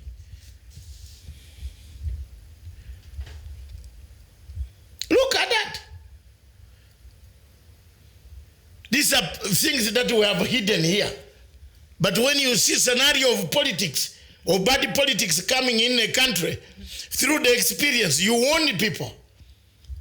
Our country had out of 59 years, Uganda has had only about 23 years peaceful. The rest is blood flowing because of bad manners. We had bad manners. We don't accept election results. We also cheat elections. 1980 elections were fraud. I took part in them. We cheated. We must talk the truth. That sparked Museveni to go to the bush. We cheated the election. We actually squeezed him never to even win a seat in his own county. Is that why he's refusing to go now? Yes. So we have to admit some of these things as that we made mistakes. So they should not happen again. Our country has moved on. But when you see people here, Uhuru Kenyatta is trying to unite this country. But some people are saying you are doing nothing. You have never seen the price of bad violence. You haven't. So please keep off. And I want to thank Mugabe. That's why I flew. You saw I left at night without even informing you that I had gone. I had to bury Papa. He gave me money to go and pay those bailiffs to stop them from taking my house. Papa, you go well. When he heard that, those are the people with vision. But people who have the money, not that government of Uganda is like the Somali Faramijo, bad place of Faramijo. He's coming here, you know that. Yeah, you told us that. He's coming. Mm-hmm. I hope you will resolve this, because in the court I've disorganized them. I even told that small Muna to leave. Hey, I'm telling you the truth. I've met Muna. When I was coming out of the old bailey, I met her. I said, let's have a coffee, my Kayanga sister. How do you get involved in this faggery? That you are a lawyer for ICJ for Somalia, where the Prime Minister has sold the money. Did you take part of the money? No, I'm not concerned. Then why do you stay there? She's gone. They have to look for another lawyer. And I will disorganize all those lawyers until they come to table. You don't touch Matanga on international scene. No, you can't. You can't manage me there. Aki, I will leave you in the ocean. Some of these people here who pretend that they know this, no, in London. What do you know? Don't try there. I leave you in the ocean, Aki. You are sinking while I'm laughing. One topic in the Chatham House finishes a country. Well organized. And all the figureheads come and listen. Finito. I've not tried to go that. I'm a member, life member of Chatham House. I don't want to lie.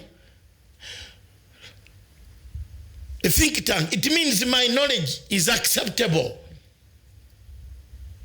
I'm a member of the International Institute of Strategic Studies,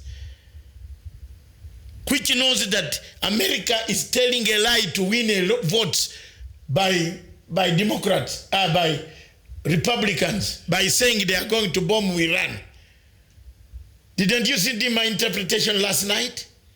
Read it. You should be reading my blogs. I know. You should enjoy my blogs. I'm a bad boy on those. I'll read after this. Yes, Matanga's leaks. I have done it for you.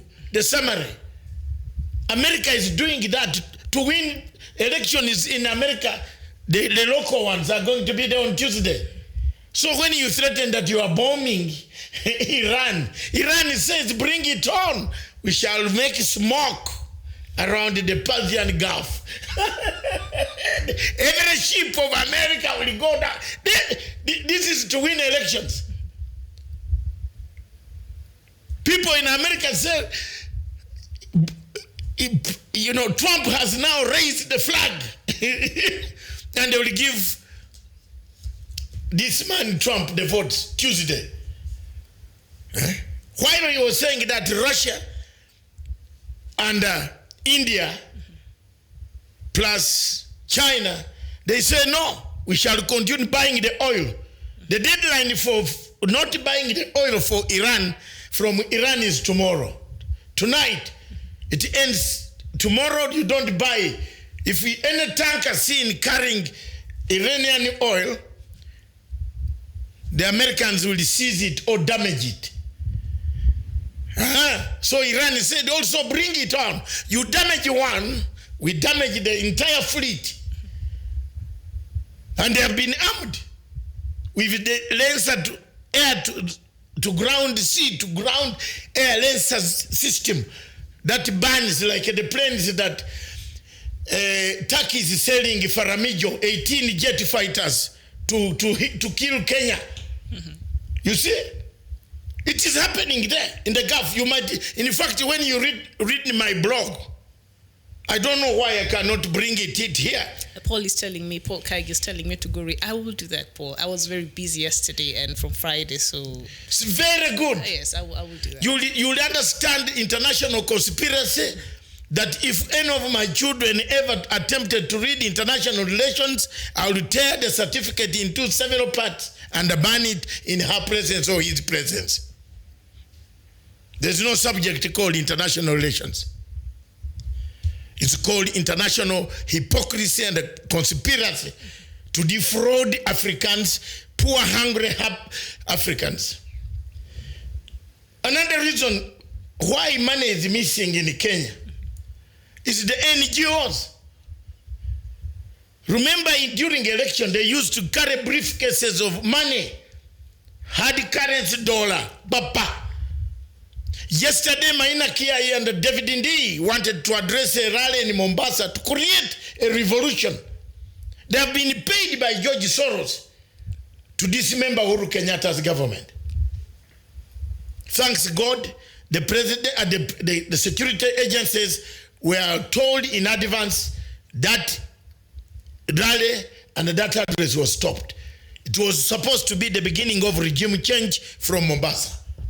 You notice that in Mombasa of late, there have been several demonstrations. And they are creating that apathy, the sorry state that Uhuru has removed the jobs from Mombasa, is taking them to where? To nowhere. To nowhere. Apparently. To the railway to nowhere. Nowhere, yes. You see? The railway. And this is working. Miriam, I'm telling you, it is working The rhetoric against the president. So yesterday, George Soros, after you see George Soros during elections, he funded the court, he funded the opposition. Several opposition members, I am telling you, if you talk about Smith, Jeffrey Smith, Dr. Nana Kofi, the son of Kofi, Busia, they all work for who? Where do they get the money? Look at their traits of money. They get the money from New York.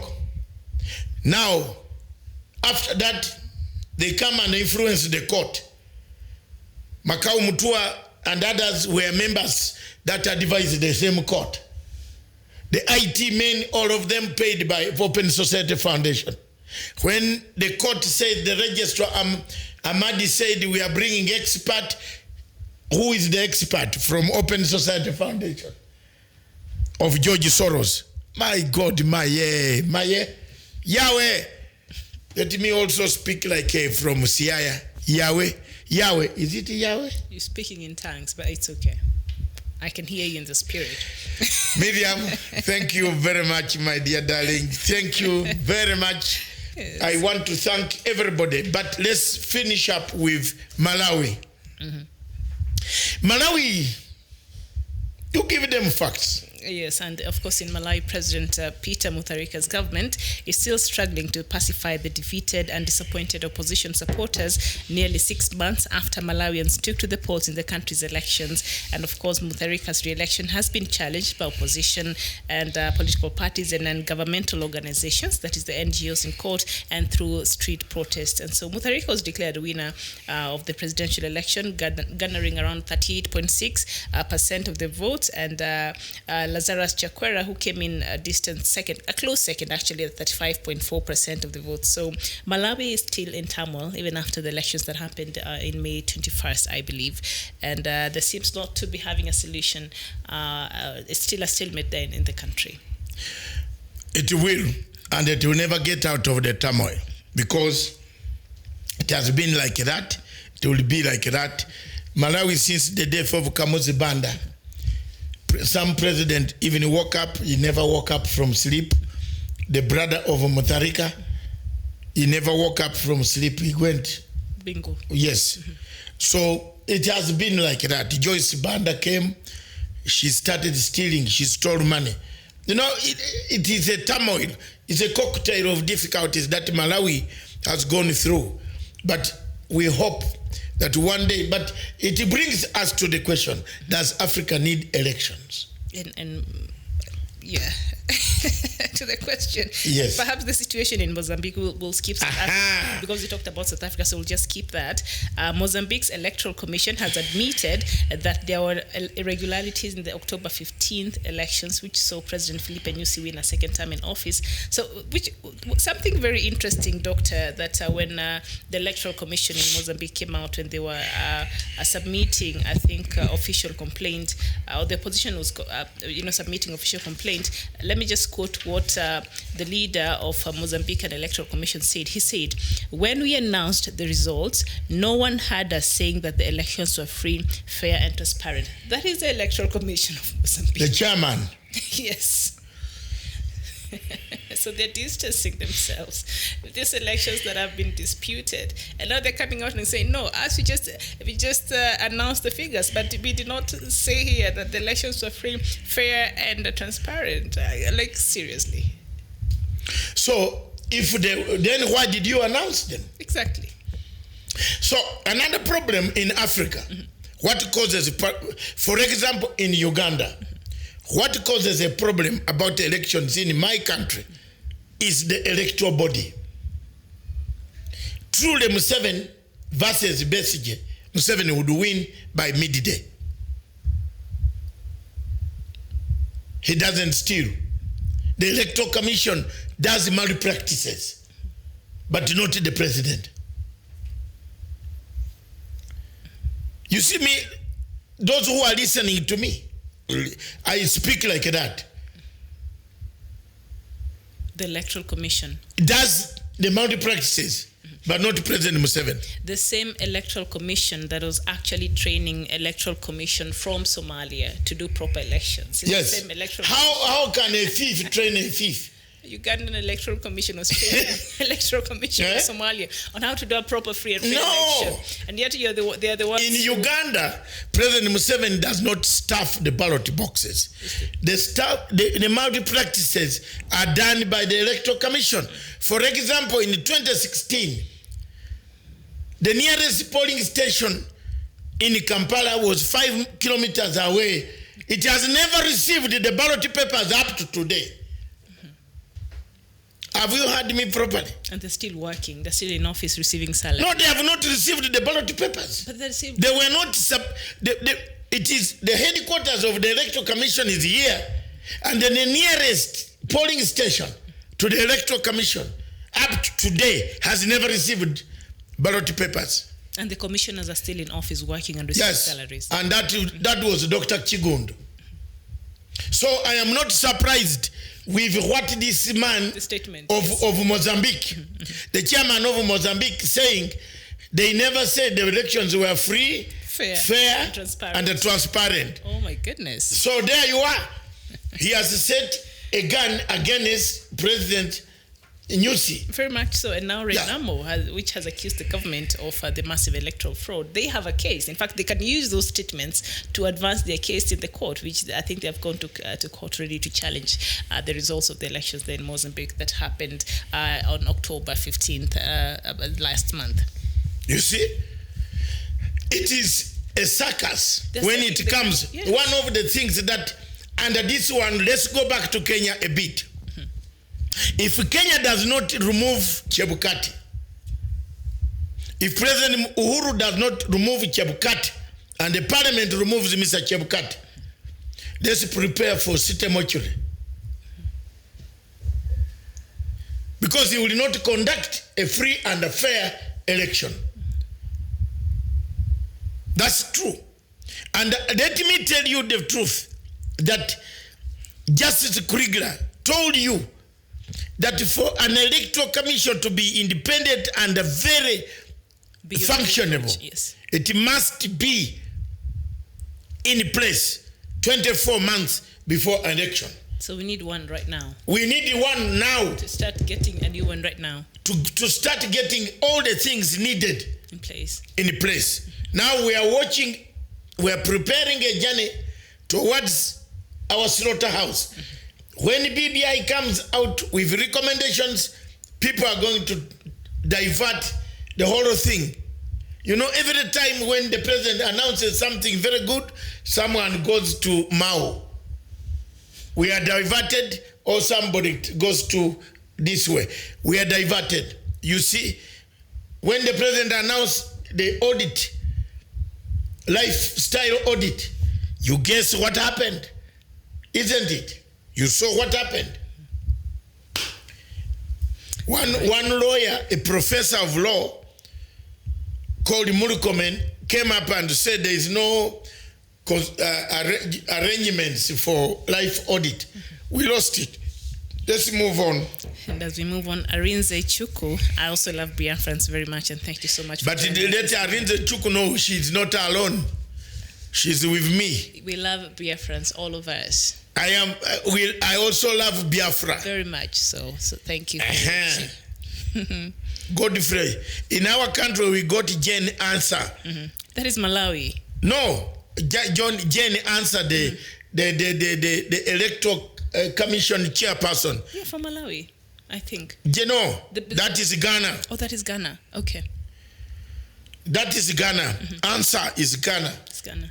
Ask me. I think even I'm the Malawi- expert. Please Google the Malawian Electoral Commission. No, it's not the answer. The lady. She is a man. The lady. She's in a Malawi. lady. Yes.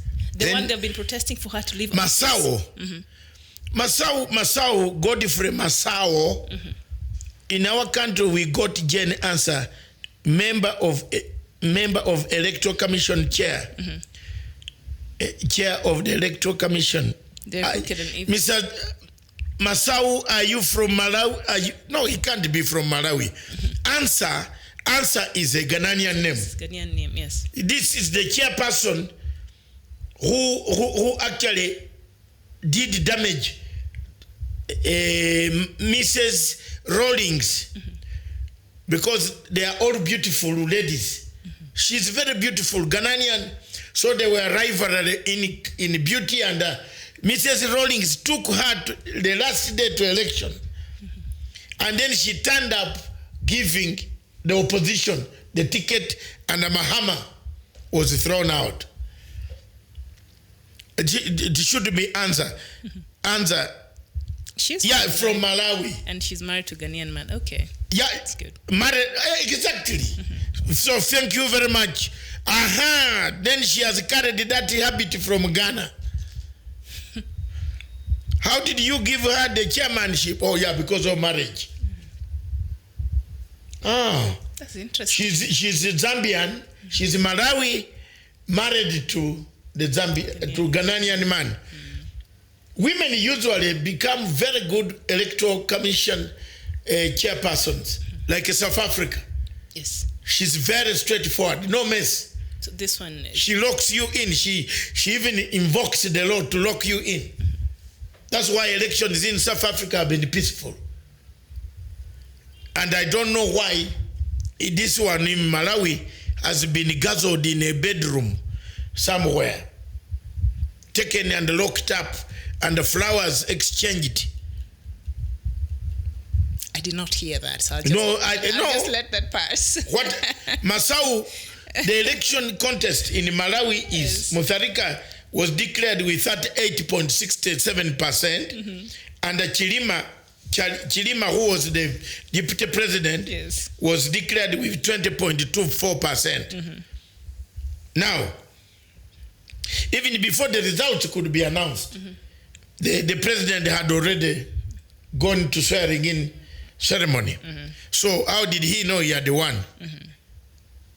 So these are some of the challenges that make us ask this question. Is Africa ready for elections? And that statement there that was given by the Electoral Commission there, I think leaves a lot, I think throws the country in a state of confusion, that we did not, us as the Electoral Commission of a country, while we were announcing these elections, we did not say they were free, fair, and transparent. Then what is your job as an Electoral Commission of a person? This is a joke.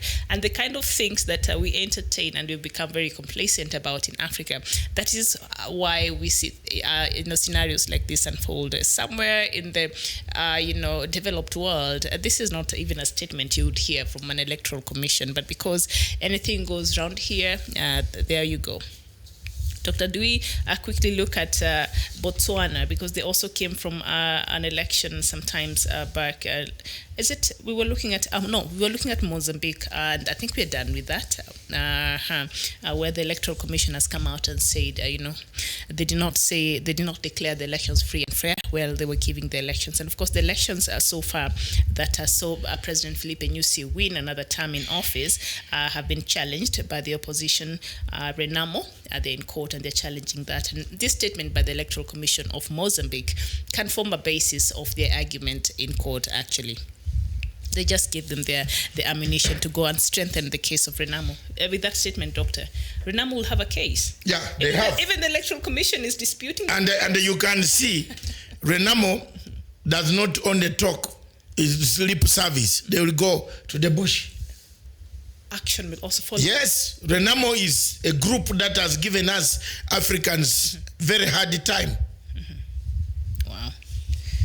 All right. So Elvis Tanyi says French warships have arrived in Cameroon to help the killing of Amazonian people. Yes, I saw some French ships moving in the. You are right to have brought it to my attention. I was aware of that since last night.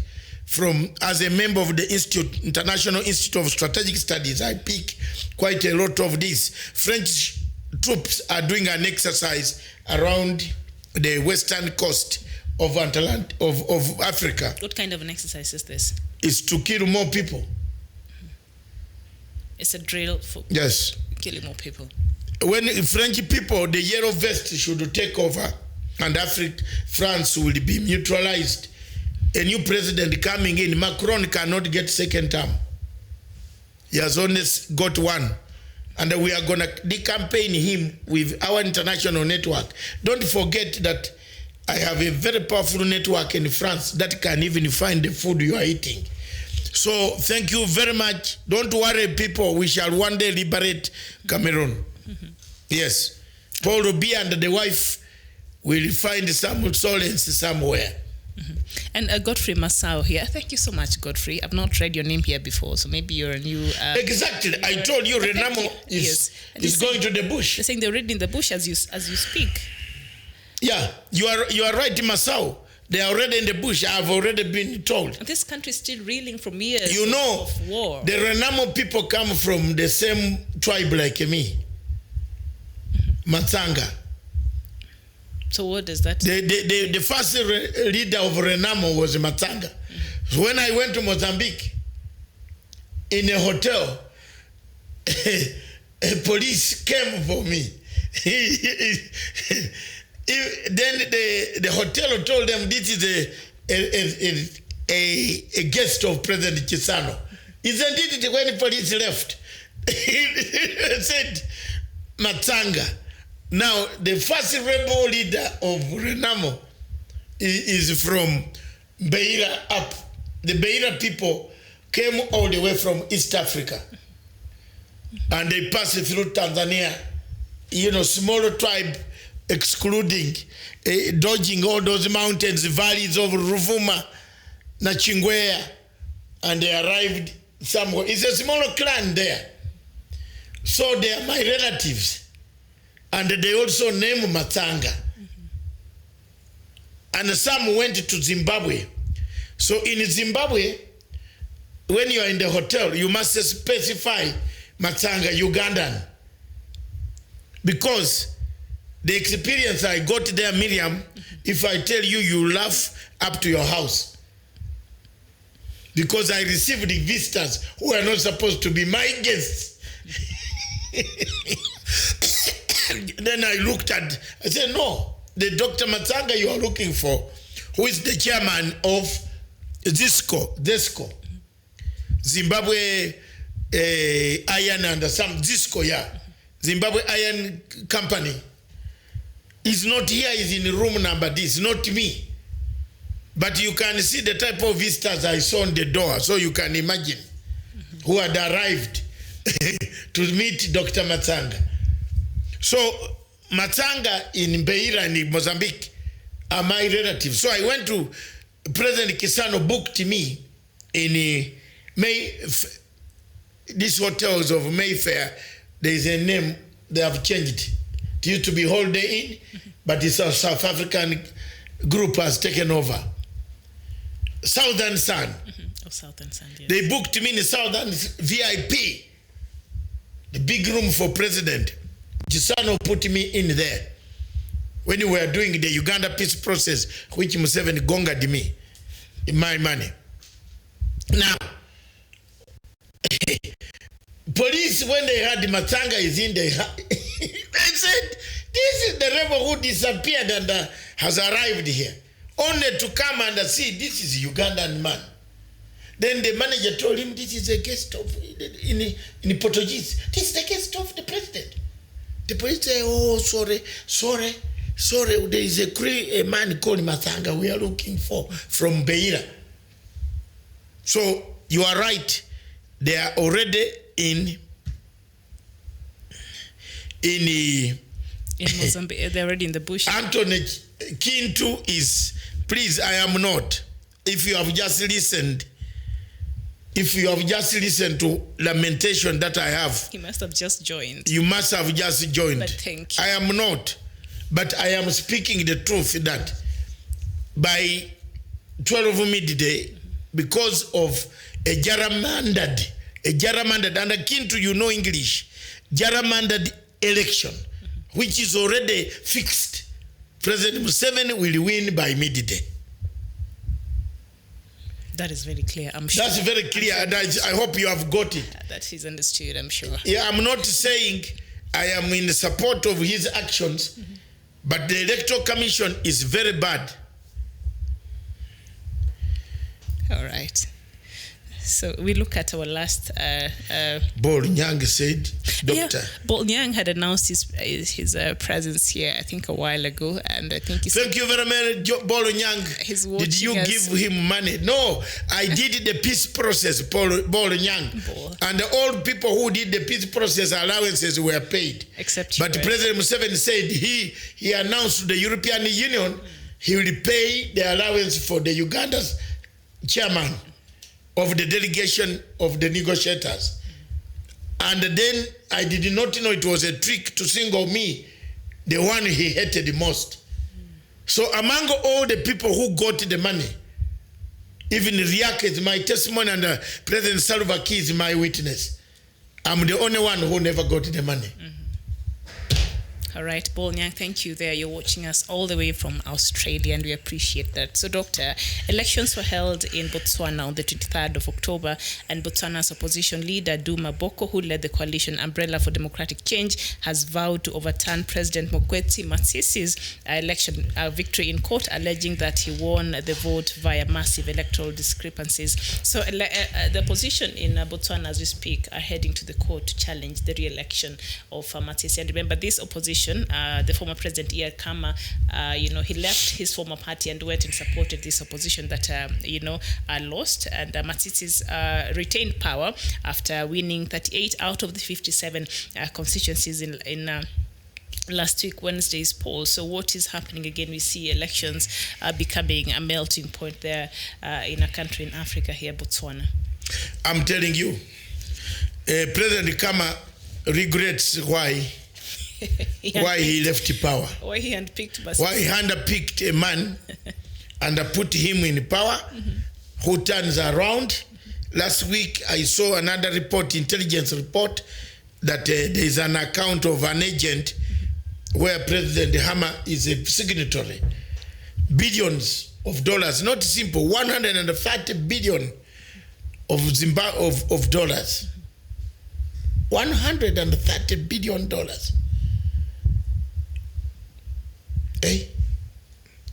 Which can feed the rest of Africa.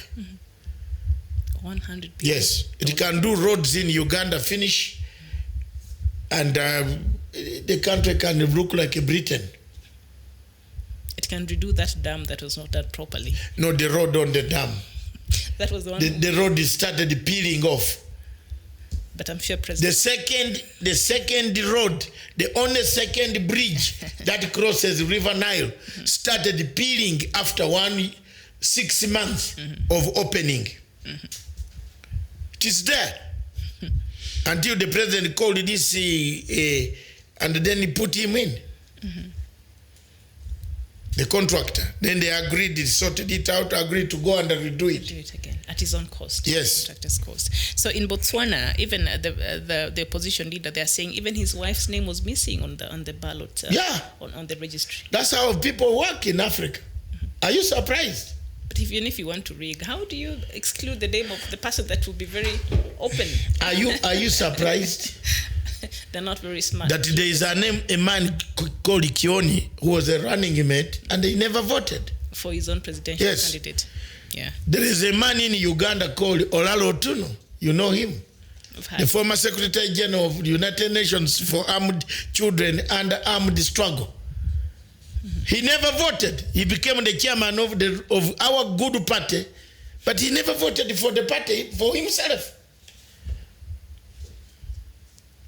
Wow. So you tell me that's African politics? You are telling people to go in big numbers, but on that day, Mariga is not a voter.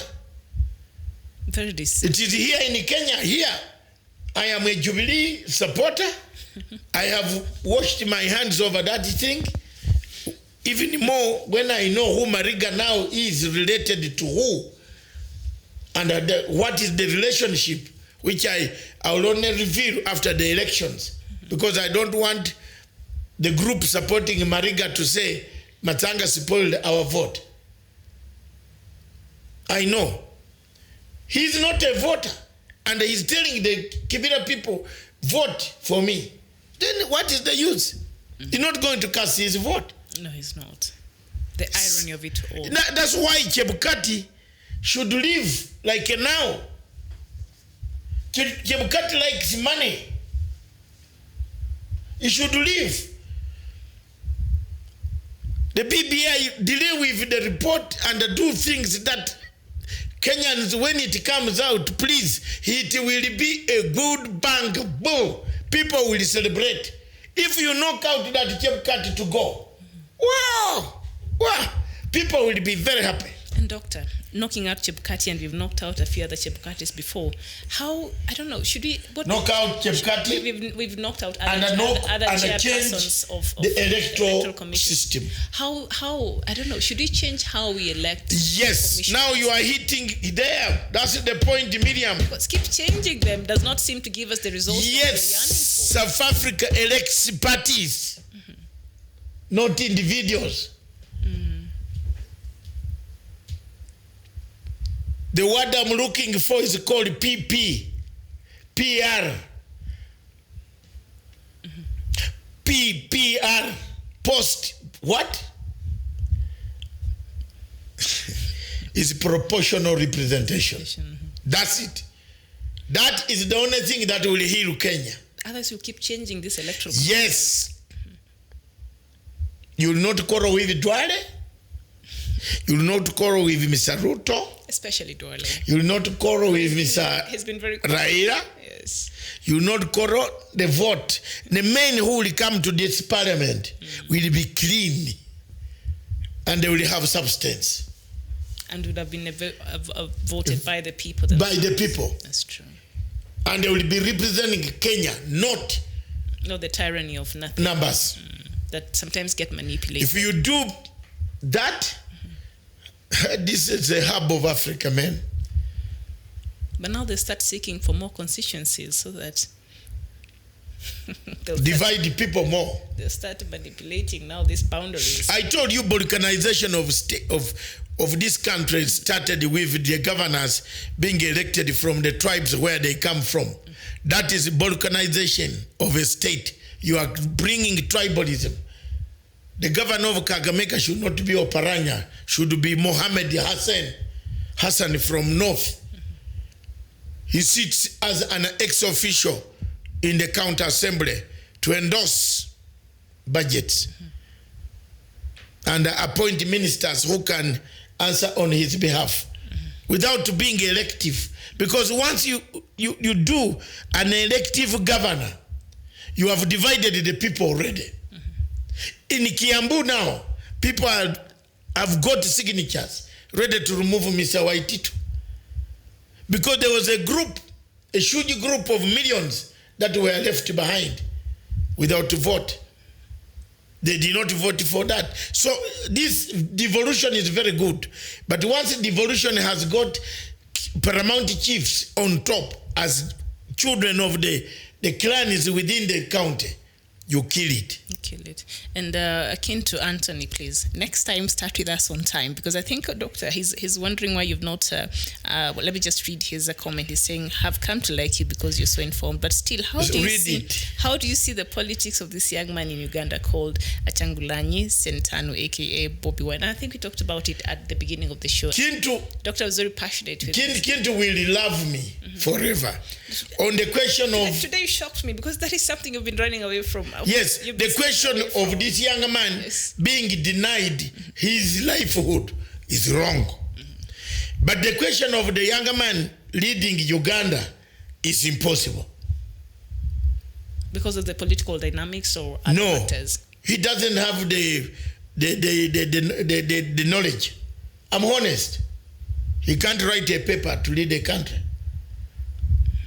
He should take some time in parliament debating, understanding the tools of governance and analysis. Hallelujah. Get the skills. Yes. Let's not get Sergeant Doe. Let's not the disc joker of Madagascar. Comedians in Ukraine can lead because Ukraine has a social structure. You're trying to say comedians in Ukraine can lead an impeachment. But in Uganda, comedians cannot lead. Musicians cannot lead Ugandans. And in 1994, I said it.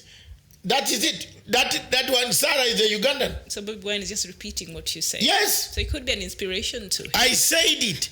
Ugandans called me names. Those who have been in London, they called me names. They even called, I had a nightclub in London.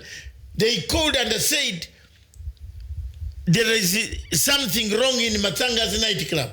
British police came like 200 of them. People jumped on the wall. Dogs were sniffing everywhere. So they hated me. I said, okay, fine. Okay. Look, Kintu, you must know, it is very bad for musicians to be stopped from doing his work. That one, no. Your Excellency, give the boy, let him play his music. He's not going to change your vote. You also get some musicians, give them money, they play your name. Oh no, he may get a mural. Yeah. Hashtag the ghetto man. Yes. The ghetto.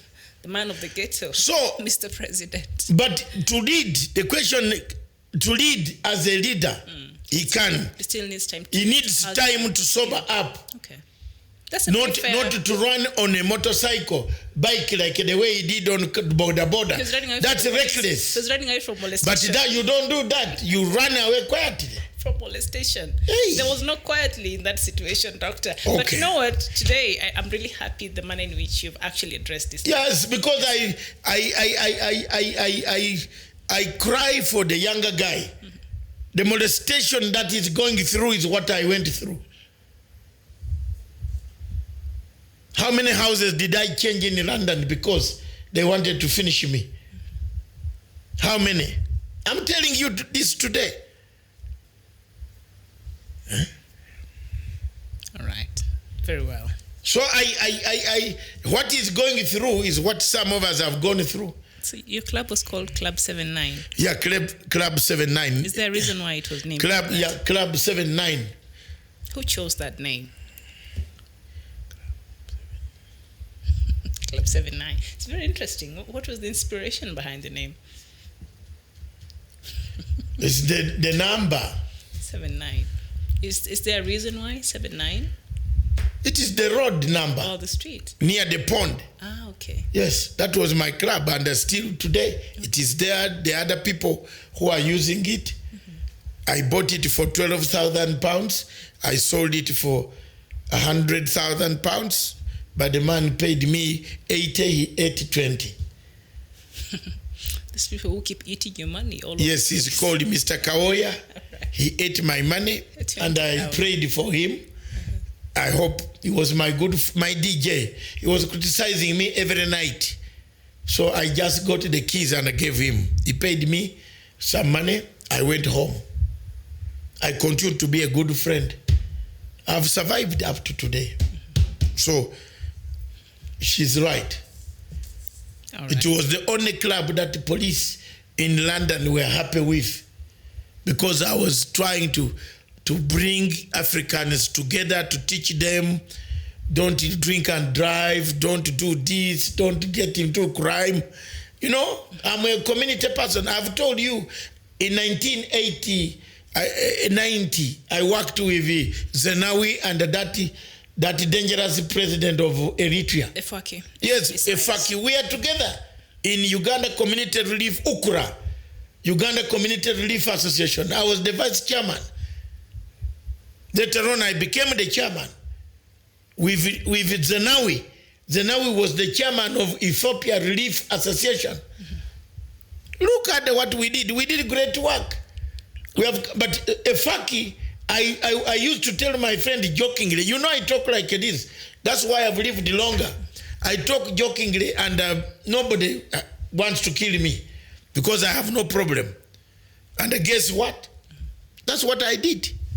I told her, fuck, you are going to be a very dangerous man in Africa one day. And he is. He's very much so. And one of our viewers here, Ba Warokuba, is saying Africa must start a step-by-step approach to unity by having a single economic policy, a political will. Let me just look at that. A political will towards pragmatic economic, political, and social policies for candidates vying for political posts, wishing to be elected into posts of leadership. Don't you think so, Doctor? In other words, there are things that should be checked rather than just voting the way we vote under ethnical, affiliations, the way we do here in Kenya or other places across Africa. That he's saying now it is time that we looked at the ideas these people are presenting, the economical policies, political will towards pragmatic economic, political, and social policies.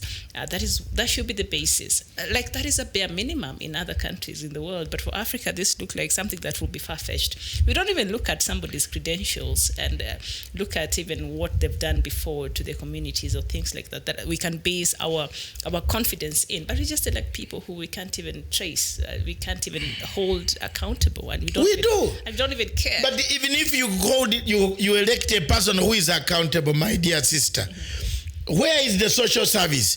In London, if you don't have money, they will pay you for not working. Is there any country in Africa that pays people unemployment benefit? Gaddafi used to. Gaddafi. And what happened to him? They came and slaughtered him. The French organized for Gaddafi. In London, if you don't have a job, an officer, Muzungu, will come to your door and even pay you for not working. Asking you question, fill the form, and assess you, they pay you for not working. Haki ya Mungu. Here, even the checks for the pensioners, some of them have not arrived. Very true. And somebody is in helicopter throughout that you are dreaming for election, 2022, election, I am the one, dancing everywhere. You can't even deliver a check of a pensioner. A 2,000 shillings pension check. That is what they're supposed to be receiving every end month. That's what is happening, a tragedy of Africa. How can you have elections? Plateau Republic, which I've read, and I can even sleep on this count upside down and recite. And Miriam, you ask me this, I'll recite page by page. Just trying to put that image in my head, and it will never, you can read upside down. Okay. I can recite the Plateau Republic. It never told you have elections in 5 years. Every 5 years. All what they said in Rome, the Socrates, Aristotle, Plato, they said the citizens of the Greek of Athens have a right to select their leaders. But they never told you every 5 years. Or how to go about it. No. Shoe cobblers, shoe polishers, they all came together to create what we call democracy, which we all enjoy today in Africa.